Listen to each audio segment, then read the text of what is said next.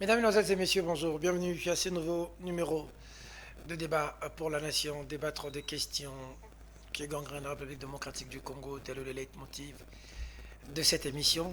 Et nous disons toujours que de ces débats contradictoires pourront naître de mesures gouvernementales intelligentes. Merci à l'équipe technique toujours de mèche avec nous. Merci à vous, fidèles téléspectateurs, d'être nombreux, très nombreux. Vous nous suivez à Kinshasa, capitale de la RDC, à Brazzaville, aux environs, via Perfect Télévision. Nous sommes sur YouTube, Peter Tiani RDC TV.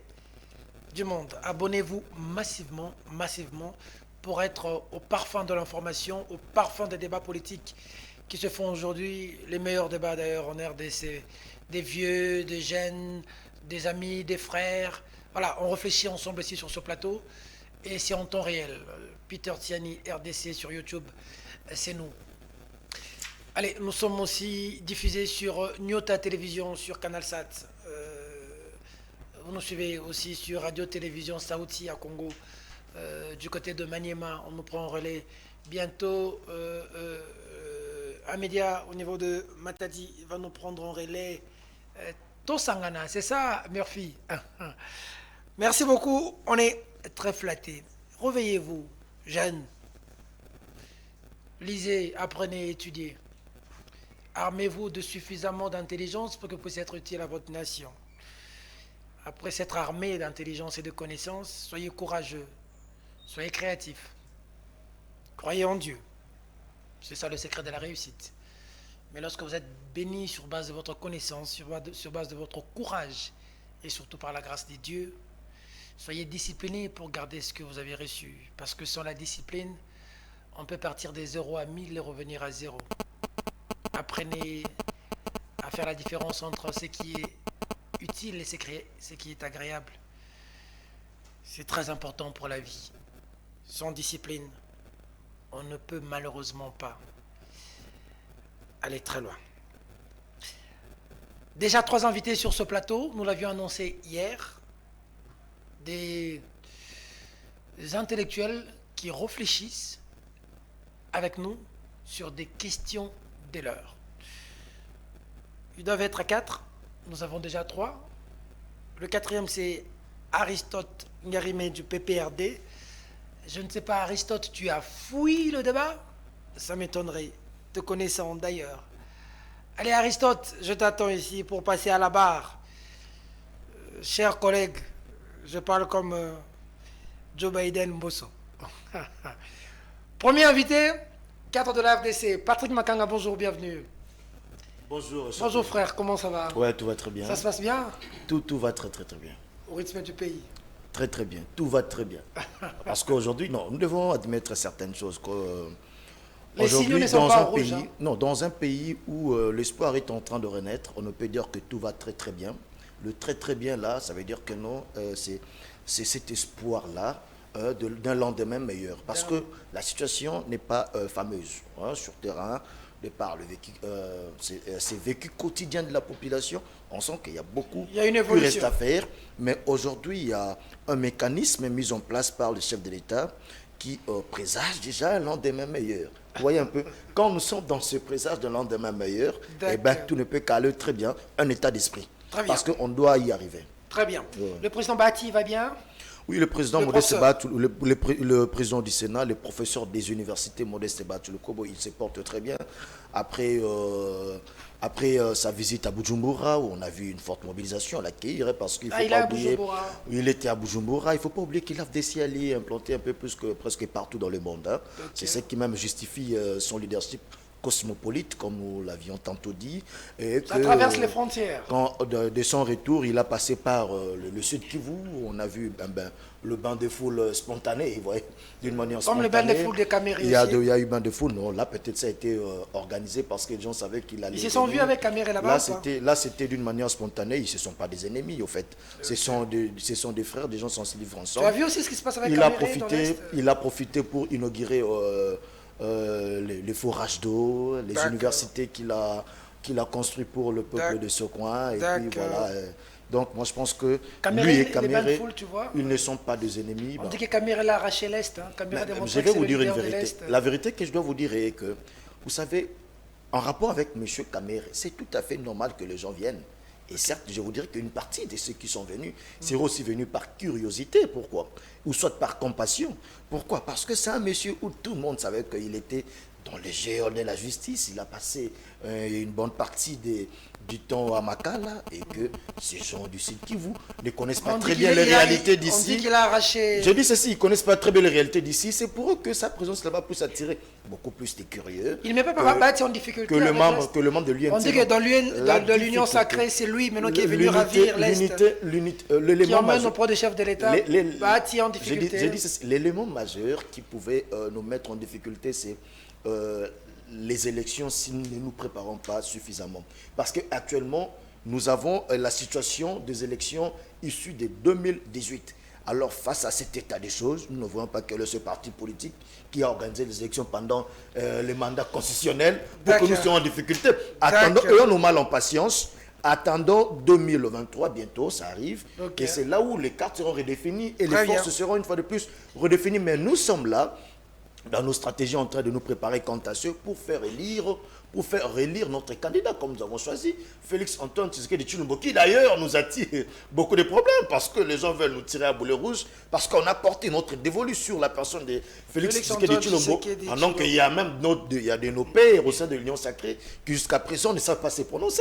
Ah bon? Nous pensons que, ben oui, mais nous travaillons, vous avez vu même lors de son speech, il a fait consommer Félix Tshisekedi à l'est du pays comme tenu de ses réalisations. Vital le fait aussi. Comme tenu de ses réalisations. Je ne sais pas, je n'ai pas très bien suivi les propos de M. Vital Kamere, mais néanmoins, celui de mon autorité morale, je l'ai suivi. J'ai vu que c'était quelqu'un qui présentait les actions palpables du président de la République et possibilité de lui accorder un second mandat. Très bien. Voilà.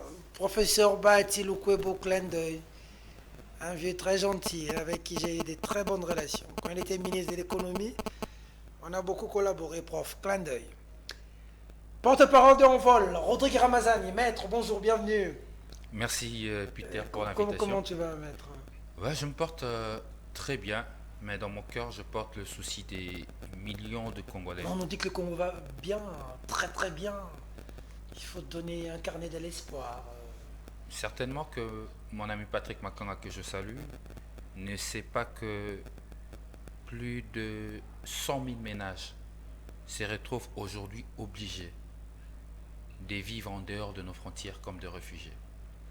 Certainement, il ne se rend pas compte de la dégradation de la situation sécuritaire du pays. Et celui-ci, c'est à tous les niveaux. Certainement, Patrick Makanga ne se rend pas compte de la difficulté de familles congolaises à nouer les deux bouts du monde.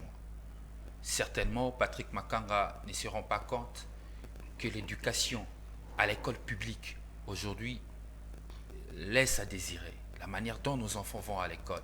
Non, ma santé, je vais bien. Mais la situation du pays va mal. Va très mal. Comment va le président d'Eli Sesanga? L'honorable Sesanga se porte très bien. Il se porte comme un charme. D'ailleurs, le 14 septembre dernier, il a pris une décision pour convoquer le bureau politique extraordinaire du parti qui se tiendra ici à Kinshasa du 14 au 16 octobre pour réfléchir sur la situation générale du pays, mais aussi pour préparer le prochain congrès du parti qui se tiendra l'année prochaine et baliser le chemin pour les élections. Tu vas probablement éventuellement le porter comme candidat président. Écoutez, c'est une décision qui ne relève pas de moi. Si cela ne dépendait que de moi, effectivement, je le dirais oui. Mais comme cela ne dépend pas de moi et que cela dépend du congrès et des congressistes, donc il faudrait attendre d'abord que le congressiste se décide, mais aussi qu'il est le président national de l'Envol, que lui-même... Tout le monde de la région aujourd'hui, avec la réduction du train de vie des institutions, il en a fait mention une fois à l'Assemblée nationale. Je me souviens que c'était tout chaud pour lui. Aujourd'hui, beaucoup l'ont rejoint. Effectivement, vous savez, le défi de la vérité, ce n'est pas de triompher au moment où elle est annoncée. La vérité, il faut toujours lui laisser le temps. Parce que tous se retrouvent face à une réalité. Pour nous, la réduction du train de vie de l'État, il ne s'agissait pas d'une question conjoncturelle. Même ceux qui nous rejoignent aujourd'hui les portent comme une question conjoncturelle, d'une solution de conjoncture. Mais nous le portons comme un programme de politique publique structurelle qui doit toucher plusieurs compartiments de l'État. C'est ça notre différence avec les autres. Mais c'est une politique publique que nous portons depuis 2019. Nous en avons même sorti un plan parce qu'il s'agit d'une politique publique qui aura 3 phases essentielles. nous avons sorti la première phase de cette politique qui était la réduction du train de vie des institutions qui permet, si seulement si cette politique est appliquée par le gouvernement, permettra à la République d'économiser Très bien. 1 milliard de dollars. Et vous savez, pour un pays, 1 milliard de dollars, surtout un pays comme le Congo, ça peut changer beaucoup de choses. Beaucoup de choses. Merci. Troisième invité, Docteur Rodrigue Mwamba, porte-parole centre. Bonjour, bienvenue docteur. Bonjour et merci beaucoup pour votre invitation, Peter Tiani. Docteur, vous avez vu comment on a bastonné les médecins de la rue? Vous étiez là, vous? J'étais là. Mais qu'est-ce qui s'est passé, docteur? Vous savez, dans un pays où l'on ne respecte pas ceux qui sont censés soigner, prendre soin des populations, je ne sais pas si il y a de l'espoir, tout simplement. Je parle ici en traduisant la déception, la colère, le désarroi. Les médecins sont mal payés ou quoi? Qu'est-ce qui se passe? Le traitement n'est pas bon? Le médecin a un statut spécifique Okay. qui n'est pas respecté. Des accords ont été signés avec le gouvernement depuis maintenant 2 ans pour débuter, un début du respect de ce statut spécifique-là. Et nous sommes maintenant 2 ans plus tard, le gouvernement et les bancs syndicaux ont évalué la situation. Elle est plutôt morose ou catastrophique. Et les médecins n'ont trouvé d'autre issue ou d'autre voie que celle de faire exprimer leur mécontentement au travers d'une marche qui était totalement pacifique. Nous n'avions que nos blouses blanches et nos mains, nos bras. Les médecins. Nous avons été bastonnés, les médecins ont été volés. Il y a des objets précieux qui ont été volés par la police. Ce n'étaient pas des koulounas, c'était des hommes en uniforme, des agents qualifiés, comme ils aiment le dire. Triste. Comment se porte le président Germain Kombinga? Germain Kombinga se porte bien. Il a pris son vol hier. C'est lui qui m'épate avec son éloquence. Soit. Ah, il a pris l'avion pour Bruxelles. Il a pris l'avion pour Bruxelles dans le cadre d'un certain nombre de contacts. Parce que jusque-là, nous sommes nous sommes devant 2 choix pour 2023, les élections de l'année prochaine. Est-ce qu'il faut y aller tel que nous sommes ou est-ce qu'il faut faire des alliances? Donc nous essayons de jeter nos dernières forces dans la recherche des possibilités pour pouvoir y aller seul. Voilà, c'est pourquoi il est sur Bruxelles. D'accord, merci beaucoup. Je crois que je vous ai envoyé le sujet. Nous allons, fidèles téléspectateurs, parler de la situation précaire, sécuritaire précaire en République démocratique du Congo. Il s'agit de la partie est Bunagana, mais il s'agit aussi de Kwamou, tout ça tue, mais il s'agit aussi de Kinshasa avec la résurgence du phénomène Kuluna. Nous allons poser un mot sur la communication du président de la République au niveau du Conseil de sécurité des Nations Unies et aussi l'interview du chef de l'État qui a accordé aux médias France 24 RFI. J'attends toujours, ma demande reste pendante. J'ai demandé à faire une interview avec le président de la République, Félix Tshisekedi, celui avec qui je faisais les interviews hier. On a fait 2 grandes émissions avec une interview, dont je garde des archives d'ailleurs. Aujourd'hui, en tant que président, je serais très ravi, monsieur le président, de vous poser des questions. J'ai beaucoup de questions à vous poser. C'est bien d'accorder les interviews à la presse internationale, mais consommons congolais, c'est très important. Allez, au cours de son interview, le président fait plusieurs révélations. On va décortiquer de fond en comble ici. Bon, même Fayoul aussi a parlé de la situation de l'Est avec le rapport avec Kagame. Vijay Chimanga, corruption en RDC. Vous allez aussi poser un mot par rapport à ça. On commence par la situation de l'Est, docteur Rodrigue. Bunagana est pris plus de 100 jours. Quelqu'un m'a écrit hier en me disant que les rebelles étaient en train de plier bagages pour lâcher Bunagana, mais j'ai vérifié les informations, en tout cas je n'ai pas vu jusqu'à maintenant. S'ils ont quitté Bunagana, les dernières informations attestent que l'information ne s'avère pas vraie. Bon, je vais encore vérifier. C'est confirmé, ils ont quitté? Non, à moins que vous ayez une information contraire. Mais dites-nous en plus, qu'est-ce que vous en pensez, vous? Nous sommes tous ici sur ce plateau des jeunes. Notre pays est occupé. D'abord, plus de 100 jours. J'aimerais, Peter, vous féliciter parce que vous n'avez pas considéré le sujet Bunagana comme un sujet périphérique. Très bien. Vous l'avez mis au devant. C'est le premier sujet que nous traitons dans cette émission. Cela montre l'importance que vous portez sur cette question parce que nous, au centre, nous pensons que la question de l'agression rwandaise et l'occupation de Bunagana doit préoccuper les esprits des Congolais à tout instant. Ça fait 100 jours, vous l'avez dit, que Bunagana est occupé. Et la réaction qui est réservée, que ce soit par notre gouvernement ou par notre armée, jusque-là, ne permet pas que nous puissions être satisfaits. Et le constat que nous faisons dans le microcosme politique, c'est qu'entre-temps, les politiques que nous sommes tous engagés dans une sorte de polémique autour du genre « ôte-toi de là que je m'y mette », alors que la terre est en train de partir. Nous pensons que Bunagana est une étape de plus dans une stratégie bien pensée de balkanisation de notre pays. Dans les années 90, il y a eu un certain nombre de lobbies américains qui pensaient déjà que le Congo était, ou à la région de Grand Lac, il fallait créer ce qu'ils ont appelé à l'époque le chaos constructif. C'est-à-dire créer des désordres, des guerres civiles, pour qu'au-delà, au milieu de ces chaos, émergent de nouveaux leaderships avec à la clé la partition du Congo. Malheureusement, ça n'a pas marché. C'est ce qui a justifié les guerres qu'il y a eu dans notre pays, depuis d'abord le génocide au Rwanda, la guerre qui s'en est suivie au Zaïre puis au Congo. Et en 2012, un des responsables américains, l'un des très importants, a même a publié un article pour sauver le Congo, il faut le partitionner. Peter Fan, même s'il s'est dit après, mais c'est là en réalité traduisait la pensée.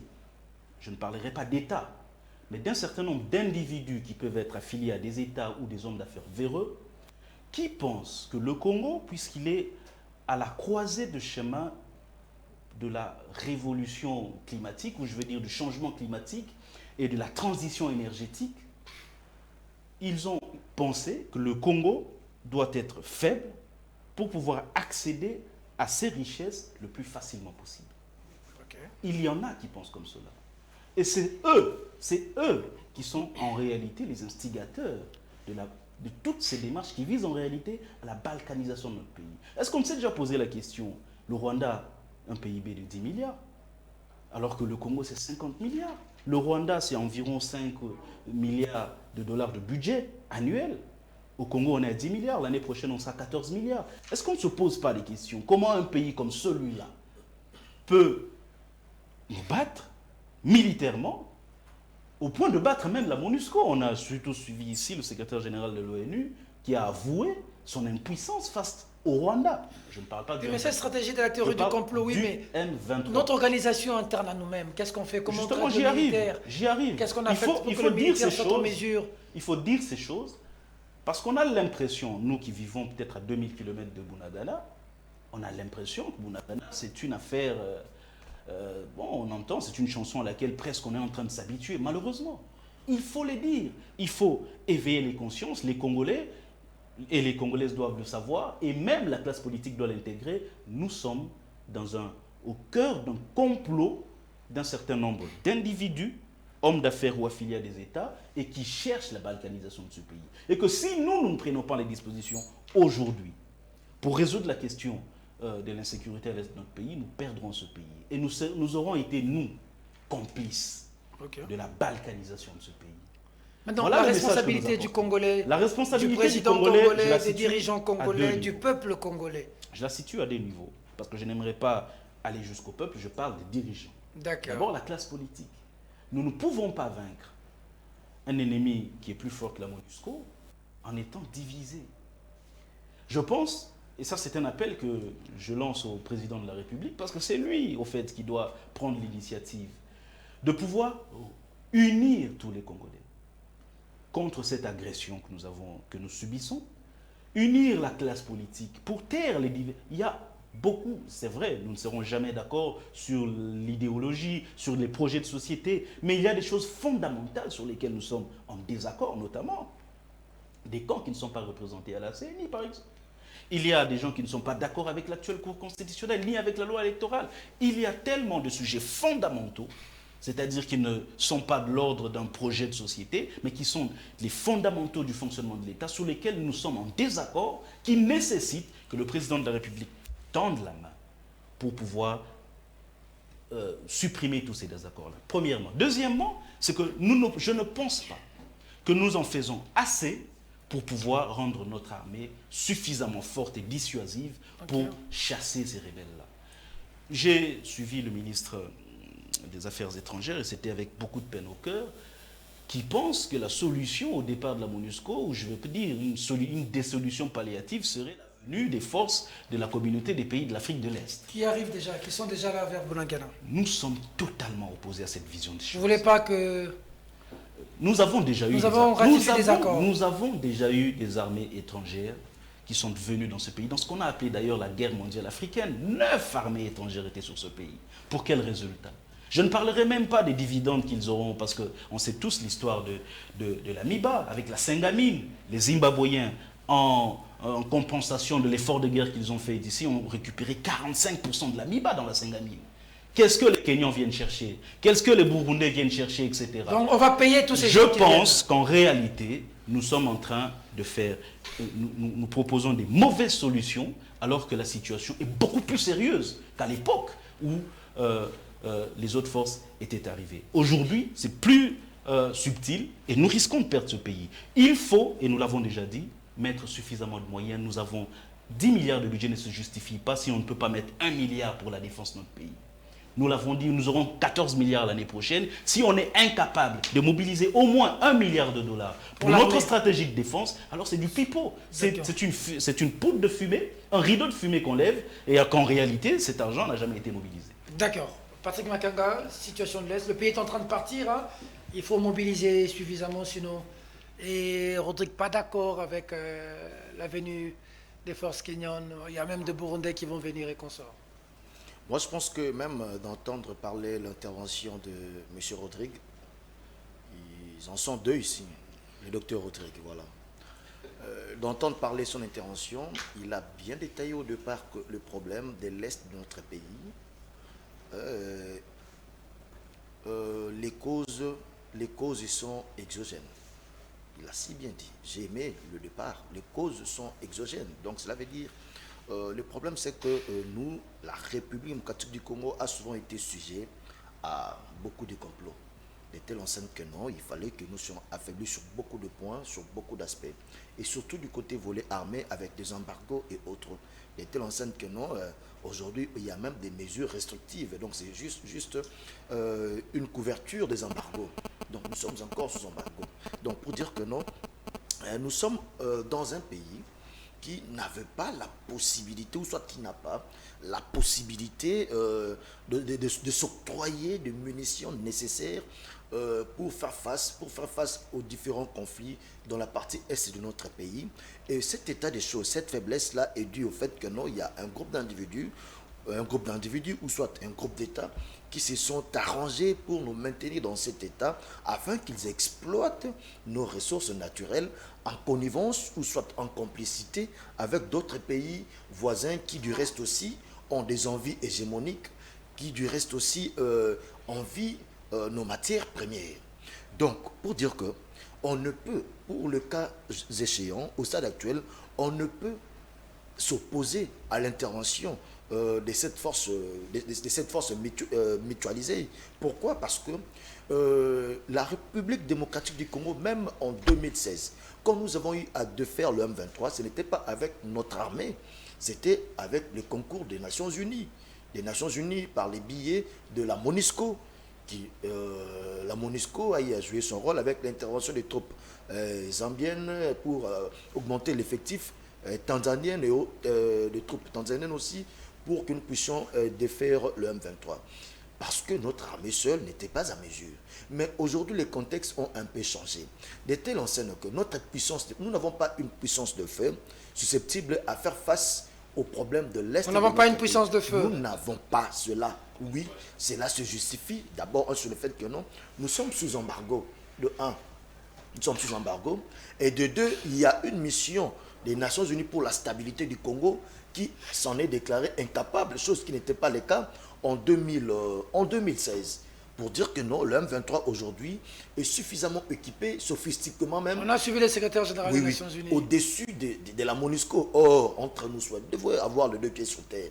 Si la MONUSCO, qui est l'organe international, qui n'obéit pas aux principes des embargos et autres, se déclare incapable de faire face à un groupe rebelle soutenu par un groupe rebelle rwandais, donc pour dire que n'est pas capable de faire face au Rwanda, et qu'en est-il d'un pays où l'armée, l'armée n'est pas suffisamment équipée compte tenu des embargos. Donc pour dire que balayer l'apport de cette force-là, de cette force, c'est comme si on veut envoyer en pâture les différents coins de notre pays. Or, nous l'avons tous suivi, la détermination du chef de l'État. La détermination du chef de l'État, l'intérêt qu'il donne, l'intérêt qu'il porte pour cette partie Est et pour toute l'étendue du territoire national de la République démocratique du Congo. Il y a Mobutu qui a eu à dire que s'il faudrait que nous puissions faire même des pactes avec les diables pour refaire l'unité de notre pays, nous le ferons. Mais je ne pense pas que le chef de l'État est déjà arrivé à ce stade-là. Parce qu'au moment actuel, il y a des mécanismes qui sont en train d'être mis en place pour d'abord cette armée qui va venir, ce ne sera pas une charge encore pour le gouvernement congolais. Non, le mode de financement, payer. Non. Et est-ce que c'est comme je pense que le docteur Rodrigue dit, cette somme-là, on ne pouvait pas mettre à la disposition de la FRDC? Si monsieur et docteur Rodrigue vient parler de mode de financement de cette armée ici, je lui dirais en tout cas là, il serait dans les suspicions. Parce que je ne pense pas... Écoutez, ils ne viennent pas de guetter les cœurs, hein? Oh là là. Allez-y. Donc, laissez-moi parler. Okay. Alors, quelque chose qui n'est pas signifié, ça ne veut pas dire que non, c'est que vous pensez. Si, c'est parce que non. Mais comment émettre un avis sur quelque chose qui n'est pas signifié? Donc, pour dire l'expérience qu'on a eue, je vous ai dit, je je peux profiter des montants d'antenne. Ce que les Zimbabwéens ont fait, je peux profiter des montants d'antenne. Ils ont dépouillé la MIBA. Je peux profiter des montants d'antenne. Allez-y. Donc, pour dire que parler de mode de financement à la charge de la République démocratique du Congo, ou soit par hypothèque, moi je pense que ça serait vraiment de la pure mauvaise foi, parce que vous ne saurez prouver cela. Vous ne saurez prouver cela.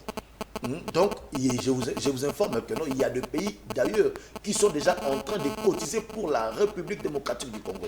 Il y a des pays tels qu'il y a le Rwanda qui a déjà mis à notre disposition 500 millions de dollars américains. Donc cela ne vient pas de la RDC, ça vient de l'Angola. Il y a d'autres pays, frères et voisins, qui sont déjà en train de mettre... Ils cotisent pour nous, oui, pour que nous ayons la paix. Non, ils cotisent pour nous. Écoutez, nous devons nous dire des choses en face, cher Peter. Ok, Patrick. Nous devons nous dire des choses en face.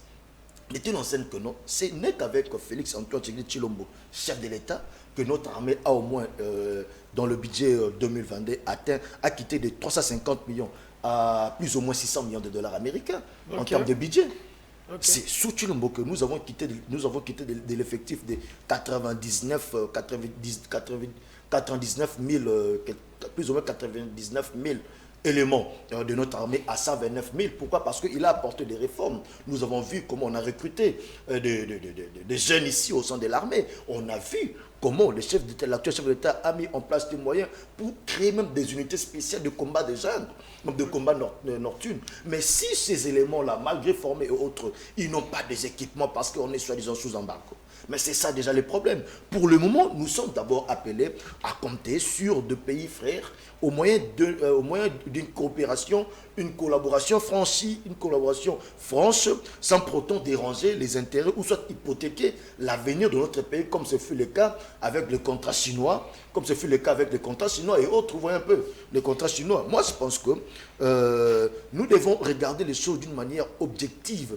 Et que l'action que le chef d'État est en train de mener pour la paix à l'est de notre pays, c'est l'action pour le moment salvatrice. Parce que en termes même de négociation des tables, nous ne pouvons pas prétendre être beaucoup plus forts dans des négociations des tables si nous avons une économie par exemple faible. Parce que si nous entrons dans le régionalisme, dans la politique régionale, il y a ce qu'on appelle des interdépendances. Il y a des interdépendances économiques, sécuritaires et j'en passe. De telle enseigne que nous devons d'abord aussi, en attendant que en attendant, pendant que le chef d'État est en train de mettre en place le recette, nous avons aussi vu d'un côté au niveau interne le travail qu'a le chef d'État pour essayer de relever l'économie de notre pays. Parce que si nous rendons certains pays, Rwanda, Ouganda, Burundi, indépendants de notre, plutôt dépendants de nous, c'est déjà, ça fait partie de recettes pour que nous puissions dans les jours à venir nous imposer et donner des sanctions qui seront beaucoup plus sévères au fait de cette population. Donc, pour dire quoi? Au niveau interne, avec l'action de l'actuel chef de l'État, aujourd'hui, sur le plan économique, nous avons atteint, nous sommes maintenant au-dessus de la moyenne africaine, donc reconnus par des instances habilitées. Donc, ce sont là déjà des mécanismes mis en place par le chef d'État Félix Antoine Tshisekedi Tshilombo pour d'abord arranger au niveau interne. Et puis, il y a un problème. Les problèmes pendant... Il y a déjà des mécanismes qui sont mis en place. Et d'ailleurs, de par l'histoire de notre pays, depuis que nous avons connu des guerres d'agression et autres, aujourd'hui, nous avons eu un chef de l'État qui a eu à pointer du doigt le Rwanda du haut sommet de la tribune des Nations Unies. Il a dénoncé leurs pratiques. Donc, pour dire que il a même demandé, il a même mis la crédibilité, il a même mis en épreuve la crédibilité de cette organisation des Nations Unies, demandant au président du Conseil de sécurité de distribuer à tout le monde les rapports des experts de l'ONU qui attestent noir sur blanc que le Rwanda est le pays agresseur et que des dispositions idoines soient prises dans ce sens-là. Donc, pour dire que moi, je pense qu'on ne doit pas inventer, on ne doit pas faire de la magie, on ne doit pas on ne doit pas faire vivre l'État dans nos têtes ou soit dans nos suspicions. Quand mon frère Rodrigue Ramazani, maître Rodrigue Ramazani, a parlé, il a intervenu dans l'entame des... Il a intervenu en rapport avec mon propos au début de l'émission sur le fait que quand j'ai parlé de... La situation... tout va très très bien. Je l'ai si bien dit que ça c'est un état d'esprit. Il n'a pas un tableau sombre. J'ai dit ça c'est un état d'esprit. Un état d'esprit de quelqu'un qui sait que demain tout ira très mieux, et surtout que les signaux sont positifs. Vous voulez parler des 100 000 ménages qui vivent en dehors de nos frontières, mais l'action qui est en train d'être menée par le chef de l'État, ça présage un lendemain. Mais vous voulez parler de Congolais qui nous difficilement le début du mois. Je vous dis qu'aujourd'hui, les conditions, même sur le plan économique, socio-économique, sont déjà sur la voie. Non. Sont sur la voie. Sur la bonne voie. Sur la voie d'un lendemain meilleur. Raison pour laquelle, face à tous pendant ce temps, les médecins sont dans la rue, ils sont bastonnés. Face à tous ces conditions n'ont pas changé. Non, les rues, même en France, dans des pays, dans des économies les plus fortes du monde, il y a toujours des gens dans les rues. Pourquoi? Parce que un travailleur réclame toujours l'augmentation, l'amélioration de ces conditions. Là, vous n'allez pas en vouloir au chef de l'État parce que le docteur Rodrigue n'a des gens qui sont descendus réclamer les accords qu'ils ont eu avec leur employeur. Que le docteur Rodrigue arrête d'alarmer le monde. Non, pas du tout. Non. Mais il y a un lendemain meilleur qui arrive. Bien sûr que oui. Nous devons rester optimistes tout en menant des actions concrètes telles que le fait le chef de l'État. Très bien. Maître Ramazani, situation Bunagana. J'arrive à votre question, mais permettez-moi, pour ne pas faire perdre le Congolais qui nous suivent, de prendre mon co-débatteur Patrick à la fin. Il dit deux choses. Il dit d'abord sur la situation sociale du Congolais, je laisse les Congolais être le seul juge de ce qu'ils vivent chaque jour. Patrick Makanga parle comme s'ils étaient au début du mandat. Je tiens à le rappeler que nous sommes déjà presque 4 ans du mandat et très bientôt le mandat prendra fin. Donc ce que vous récitez, les Congolais le vivent pendant 4 ans, ils sont dans la misère. Donc je laisse les Congolais vous juger, moi je n'entrerai pas dessus. Et il dit, le président de la République a cité nommément le Rwanda sur ce grand tribune de Nations Unies lors de la 77e Assemblée Générale. Mais je vais rappeler à Patrick Makanga, c'est l'histoire de ce pays. En 2012, exactement, le Rwanda a été sanctionné, a subi même des sanctions sévères de la communauté internationale. Nous sommes en 2012. Les problèmes aujourd'hui, ce n'est pas le fait de citer le Rwanda, mais il faut analyser la question diplomatique. Parce que lorsque nous parlons de questions internationales, nous avons deux approches, je l'ai toujours dit. Vous avez l'approche des relations internationales, mais aussi des droits publics internationaux. Sur le plan de relations internationales, tout démontre aujourd'hui que la République démocratique du Congo est un État isolé. Il est isolé, il est seul.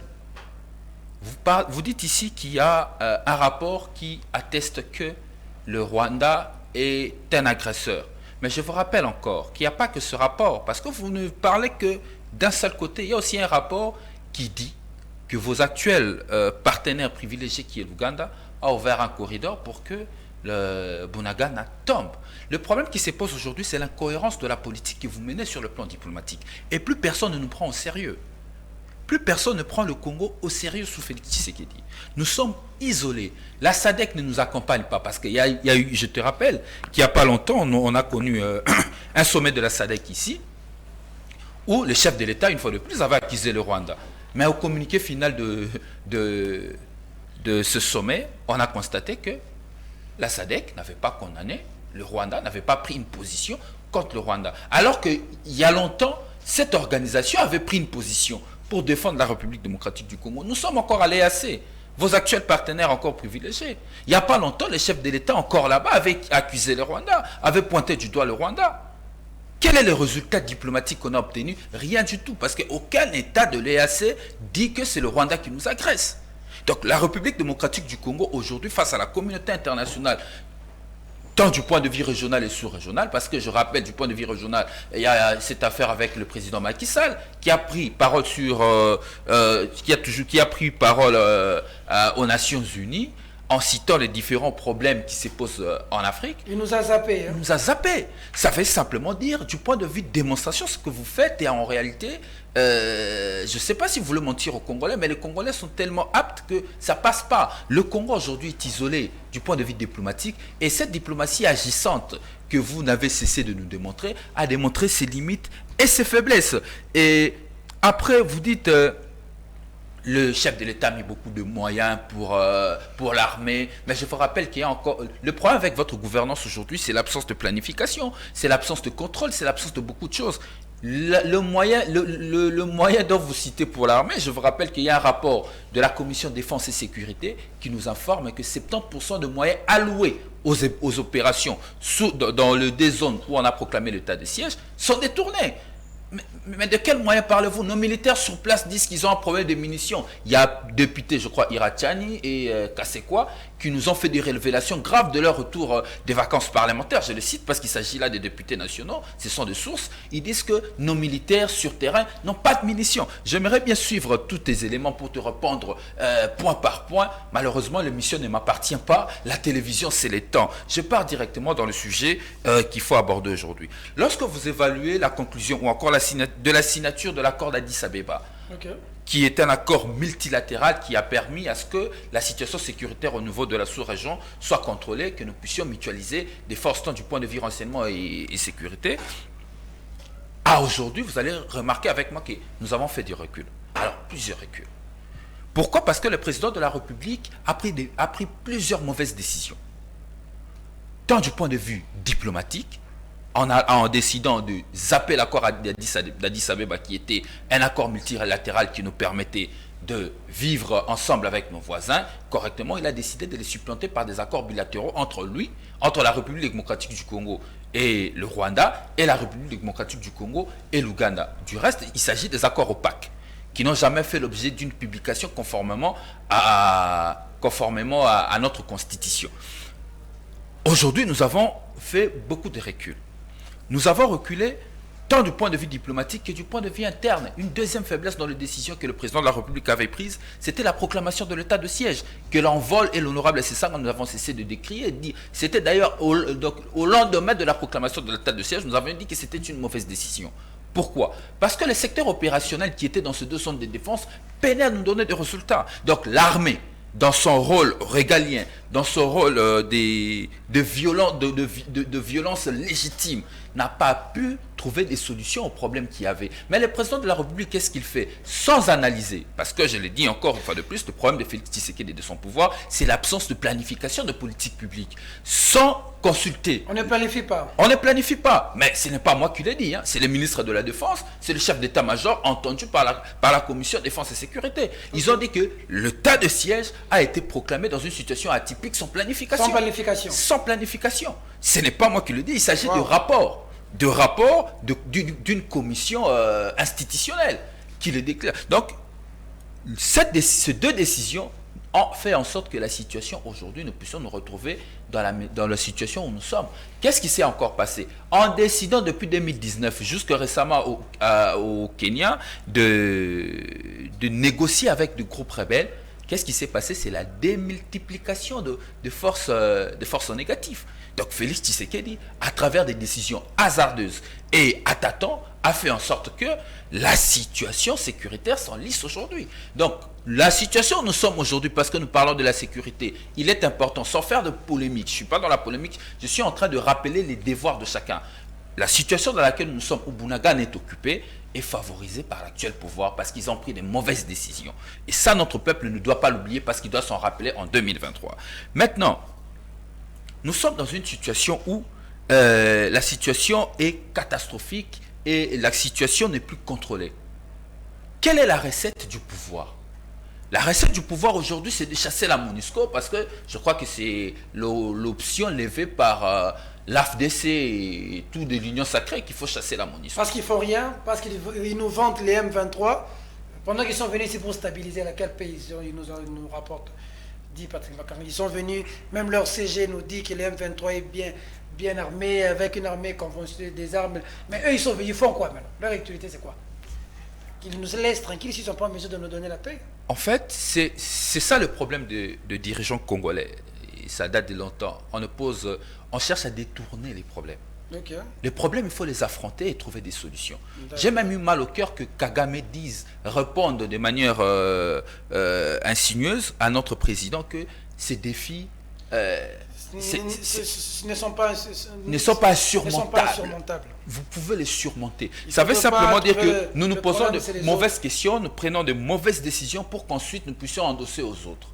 Je rappelle que Félix Tshisekedi est au pouvoir depuis 2019 et aujourd'hui, jour pour jour, nous allons vers 4 ans. La première de questions, est-ce que c'est toujours l'embargo, comme le disait mon co-débatteur Patrick, qui a empêché au pouvoir actuel de doter nos militaires de tenue?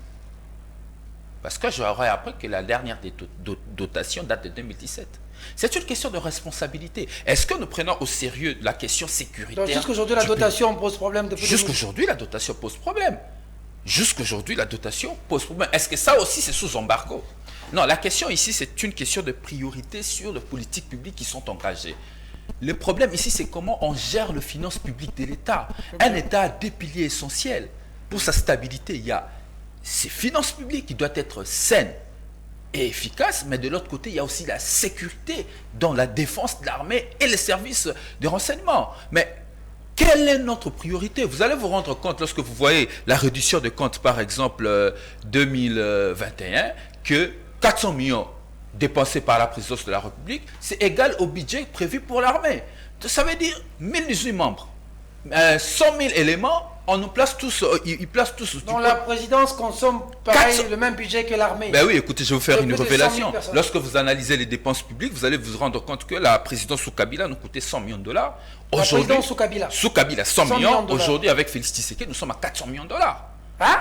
400 millions de dollars. 4 fois plus que sous Kabila. 4 fois plus que sous Kabila, c'est tout à fait normal. Les salaires ont été triplés, le nombre du personnel triplé, même pas triplé, quadruplé ou je sais pas quoi.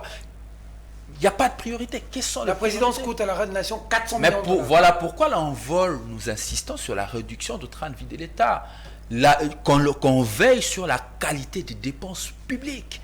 Pourquoi on n'y veille pas? La priorité aujourd'hui, c'est la sécurité. Comment affectons-nous les fonds publics? Ce que je veux dire aujourd'hui à nos compatriotes, le problème, la MONUSCO, je dois avouer que la MONUSCO, après l'évaluation, on peut dire que les 20 ans, du point de vue stabilisation de la sécurité, la MONUSCO n'a pas atteint ses objectifs, ce qui est une vérité. Mais il y a une autre vérité aussi qu'il faut dire, que la MONUSCO n'a pas qu'échoué pendant les 20 ans. Okay. Je peux rappeler ici l'échec de CNDP, c'est aussi grâce au concours de la MONUSCO. Le différent rapport de la MONUSCO qui a aidé notamment des personnes comme Bosco Tangana à être traduit devant ces pays, c'est aussi grâce à la MONUSCO. Je ne dis pas que la MONUSCO a réussi, c'est un problème qu'il faut analyser, mais lorsque nos amis du pouvoir nous demandent de mettre de côté la MONUSCO, quel est le plan de la reprise en main de notre sécurité? C'est là où ils nous disent pas. C'est là où ils nous disent pas. Et les problèmes qui continuent à se poser, c'est un problème de planification. Ils veulent faire une chose sans pourtant planifier. Nous sommes dans un cas similaire, je crois, avec la Somalie, en 2016. Ok. Nous sommes dans un cas similaire avec la Somalie, où on a mis dehors la mission des Nations Unies pour favoriser une force régionale. Nous connaissons la suite. Vous êtes contre la force régionale qui arrive, Non, qui est déjà là. mais écoutez, on ne peut pas externaliser notre sécurité, hypothéquer notre sécurité. Je tiens à dire aux Congolais, le premier responsable de la sécurité des Congolais, de la sauvegarde de notre souveraineté, mais aussi de notre indépendance, c'est l'État congolais. L'État congolais a ce devoir-là de sécuriser de sécuriser l'étendue du territoire national, de sécuriser le Congolais. Ce n'est pas à tourner par le dos de la cuillère en cherchant à pointer le responsable ailleurs. Nous devons d'abord remédier nos turpitudes internes. Il faudrait que nous revenions en interne, nous focaliser sur la construction d'une armée forte que malheureusement tous les dirigeants congolais qui sont passés, en tout cas dans l'un des Kabila jusqu'à Tshisekedi, ne se sont pas battus pour construire une armée républicaine. Chacun qui arrive veut avoir une armée à sa merci, des généraux à sa merci, des personnes qu'il contrôle, alors que, comme le disait, je crois que je partage cet avis du centre, qu'il y a certaines questions de la nation qui ne doivent pas faire l'objet des programmes de politique publique. La sécurité du pays n'est pas un programme de politique publique. C'est une question auquel nous devons trouver des consensus autour duquel personne ne peut traverser. La question électorale notamment n'est pas une question de politique publique appartenant à une famille politique. C'est une question auquel nous devons tous nous mettre d'accord à travers un consensus pour bâtir l'avenir de notre pays. Tant que nous n'aurons pas des sujets fondamentaux sur lequel nous regardons tous ensemble vers la même direction, afin de favoriser la stabilité de notre pays, nous continuerons à pointer du doigt sur les autres. Le problème n'est pas les autres. Le problème, c'est nous. Le problème, c'est le pouvoir de Félix Tshisekedi aujourd'hui qui est incapable de sécuriser les Congolais. Le problème, c'est le pouvoir de Fachi incapable de sécuriser les Congolais. Bon, on a posé la même question à Martin Fayoulou. Comment résoudre cette question de l'Est avec les relations avec Kagame? Fayoulou a dit que chacun s'occupe de ses oignons. Le dossier oignons fait tabac dans les réseaux sociaux. Mais aussi, dans l'interview accordée à nos confrères de RFI et France 24, le président de la République a encore indexé le Rwanda, mais il est allé loin sur les arrestations. Le lieutenant-général Yab, qui est aujourd'hui à Makala, qui, selon les informations révélées par le président de la République, voulait ouvrir un corridor pour laisser passer les rebelles jusqu'à Goma. Est-ce qu'il n'y a aussi pas cette question d'infiltration au sein de l'armée, infiltration dont Félix Tshisekedi a trouvé depuis hier, qui gangrène un peu cette situation? J'aimerais par ricochet aussi que vous posiez un mot, parce que la télévision c'est le temps, sur la question sécuritaire qui prévaut à Kwamouth. Le Congolais continue de tomber. Il faut quoi? Merci beaucoup. Sur l'interview du président de la République, je pourrais prendre cette question-là de manière un peu plus large. D'accord. Parce que la question de l'infiltration de l'armée, c'est une question importante, mais il faut remonter aux sources. Ça, c'est très important. Et j'aimerais dire à nos téléspectateurs qu'il ne faudrait pas tomber dans le piège des politiciens congolais. La plupart du temps, nous passons notre temps à nous lancer des coups. Alors que la situation, telle que nous la vivons aujourd'hui, peut-être que nous ne sommes pas tout à fait irresponsables. Rappelez-vous, ce qui nous met dans cette situation, bien entendu, il y a eu la guerre d'agression d'abord, avec Mouzé Laurent Désiré Kabila dans les années 96. En 97, il est là, et puis il y a eu une autre guerre. Cette guerre a pris fin avec l'accord global et inclusif, d'abord avec le dialogue de Sun City. Quelle est la force politique qui était absente à Sun City aujourd'hui? Il n'y en a pas. Tout le monde était là à Sun City. Tout le monde a pris la décision que notre armée devait être construite sur base d'un mixage et de brassage, sous la houlette ce qu'on appelait à l'époque le Comité international d'accompagnement de la transition, le CIAT. C'est tout ce groupe de pays qui facilitait les brassages et les mixages des personnes qui en réalité étaient des rebelles, c'était parfois des étrangers qui se retrouvaient avec des grades importants dans notre armée. C'est une responsabilité collective parce que jusqu'à ce jour, nulle personne ou parti qui était présent au dialogue intercongolais, personne n'avait émis d'objection. C'est donc une responsabilité commune. Et moi, j'ai de la peine lorsque j'entends ceux qui sont au pouvoir essayer de rejeter la faute à ceux qui étaient là avant. Et ceux qui, aujourd'hui, font de l'opposition, essaient de rejeter la faute à ceux qui sont là. C'est d'abord une responsabilité commune. Mais c'est la preuve en réalité, parce que de toutes les façons, nous demanderons à ceux qui sont au pouvoir de faire les réformes nécessaires. Quelles sont les réformes qui ont été entreprises jusqu'ici dans les services de sécurité, par exemple? Nos services secrets, le renseignement militaire ou le contre-espionnage. Quelles sont les réformes qui ont été faites? Nous avons des protocoles qui datent de 1958. C'est pourquoi, par exemple, la dame là, qui avait parlé de maman Denise, c'est pourquoi on peut l'arrêter à 4 h du matin. Alors qu'on s'est dit être en démocratie. Alors qu'en réalité, Maman Marie, on peut l'arrêter à 4 h du matin parce que les protocoles des services de renseignement sont vieux. Et ils permettent ça, excusez-moi. Quelles sont les réformes qui ont été faites dans ce domaine-là? Il y a des choses. C'est pourquoi, je peux peut-être partager ce qu'a dit Rodrigue, on a l'impression qu'on ne prend pas au sérieux la question de la sécurité dans notre pays. Il faut mettre les moyens nécessaires. Moi, lorsque je me promène, je vois les enfants des militaires qui, à l'heure où, en ce moment où les enfants doivent être à l'école, sont dans la rue. Ils sont apparentés à des enfants de la rue. Comment voulez-vous qu'un homme comme celui-là, envoyé au front, j'ai suivi un autre militaire qui a dit qu'ils avaient 20 000 francs de primes de guerre qu'ils avaient. Est-ce que ça permet à un militaire de se battre, de donner sa vie? Et puis, j'aimerais quand même, Patrick Makanga, vous dire, non, il faut dire les choses de manière exacte. Depuis, je crois, 2008, le Conseil de sécurité a levé l'embargo sur les armes, y compris pour le gouvernement congolais. Ce qui existe aujourd'hui, c'est une obligation de notification. Et d'ailleurs, c'est seulement sur un certain nombre de types d'armes, pas sur toutes les armes.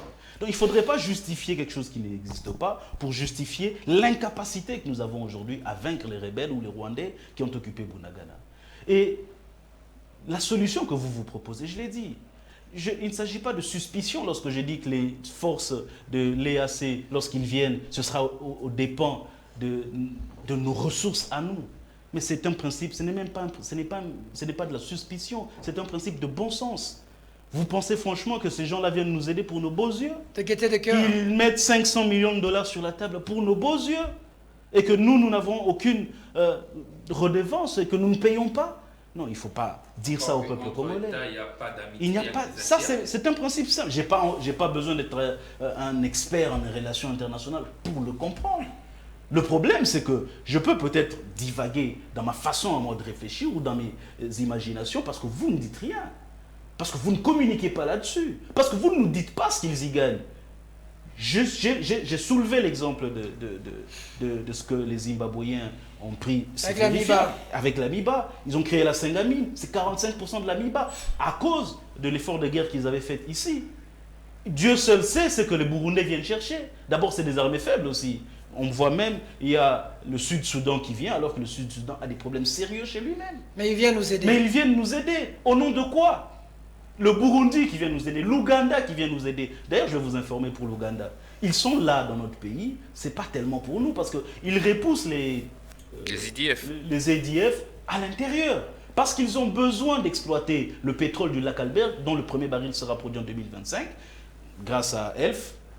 Le premier baril sera produit en 2025. Ils veulent garder les EDF le plus loin possible de leurs frontières. Voilà le véritable but inavoué des Ougandais. Et tant qu'ils maintiennent la guerre chez nous, et tant qu'ils maintiennent la guerre chez nous, il n'y a pas de problème.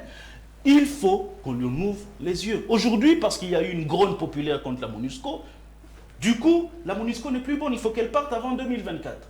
Je pense que, quelque part, lorsque l'on est au pouvoir, excusez-moi de le dire, mais on ne fait pas les choses par populisme. Parfois, il faut savoir prendre des décisions nettes, parfois impopulaires, mais qui sont en réalité visionnaires. Parce que lorsque vous chassez la MONUSCO avant 2024, la réalité, c'est que vous la remplacez par cette force-là dont on ne connaît même pas. La force régionale. La force régionale.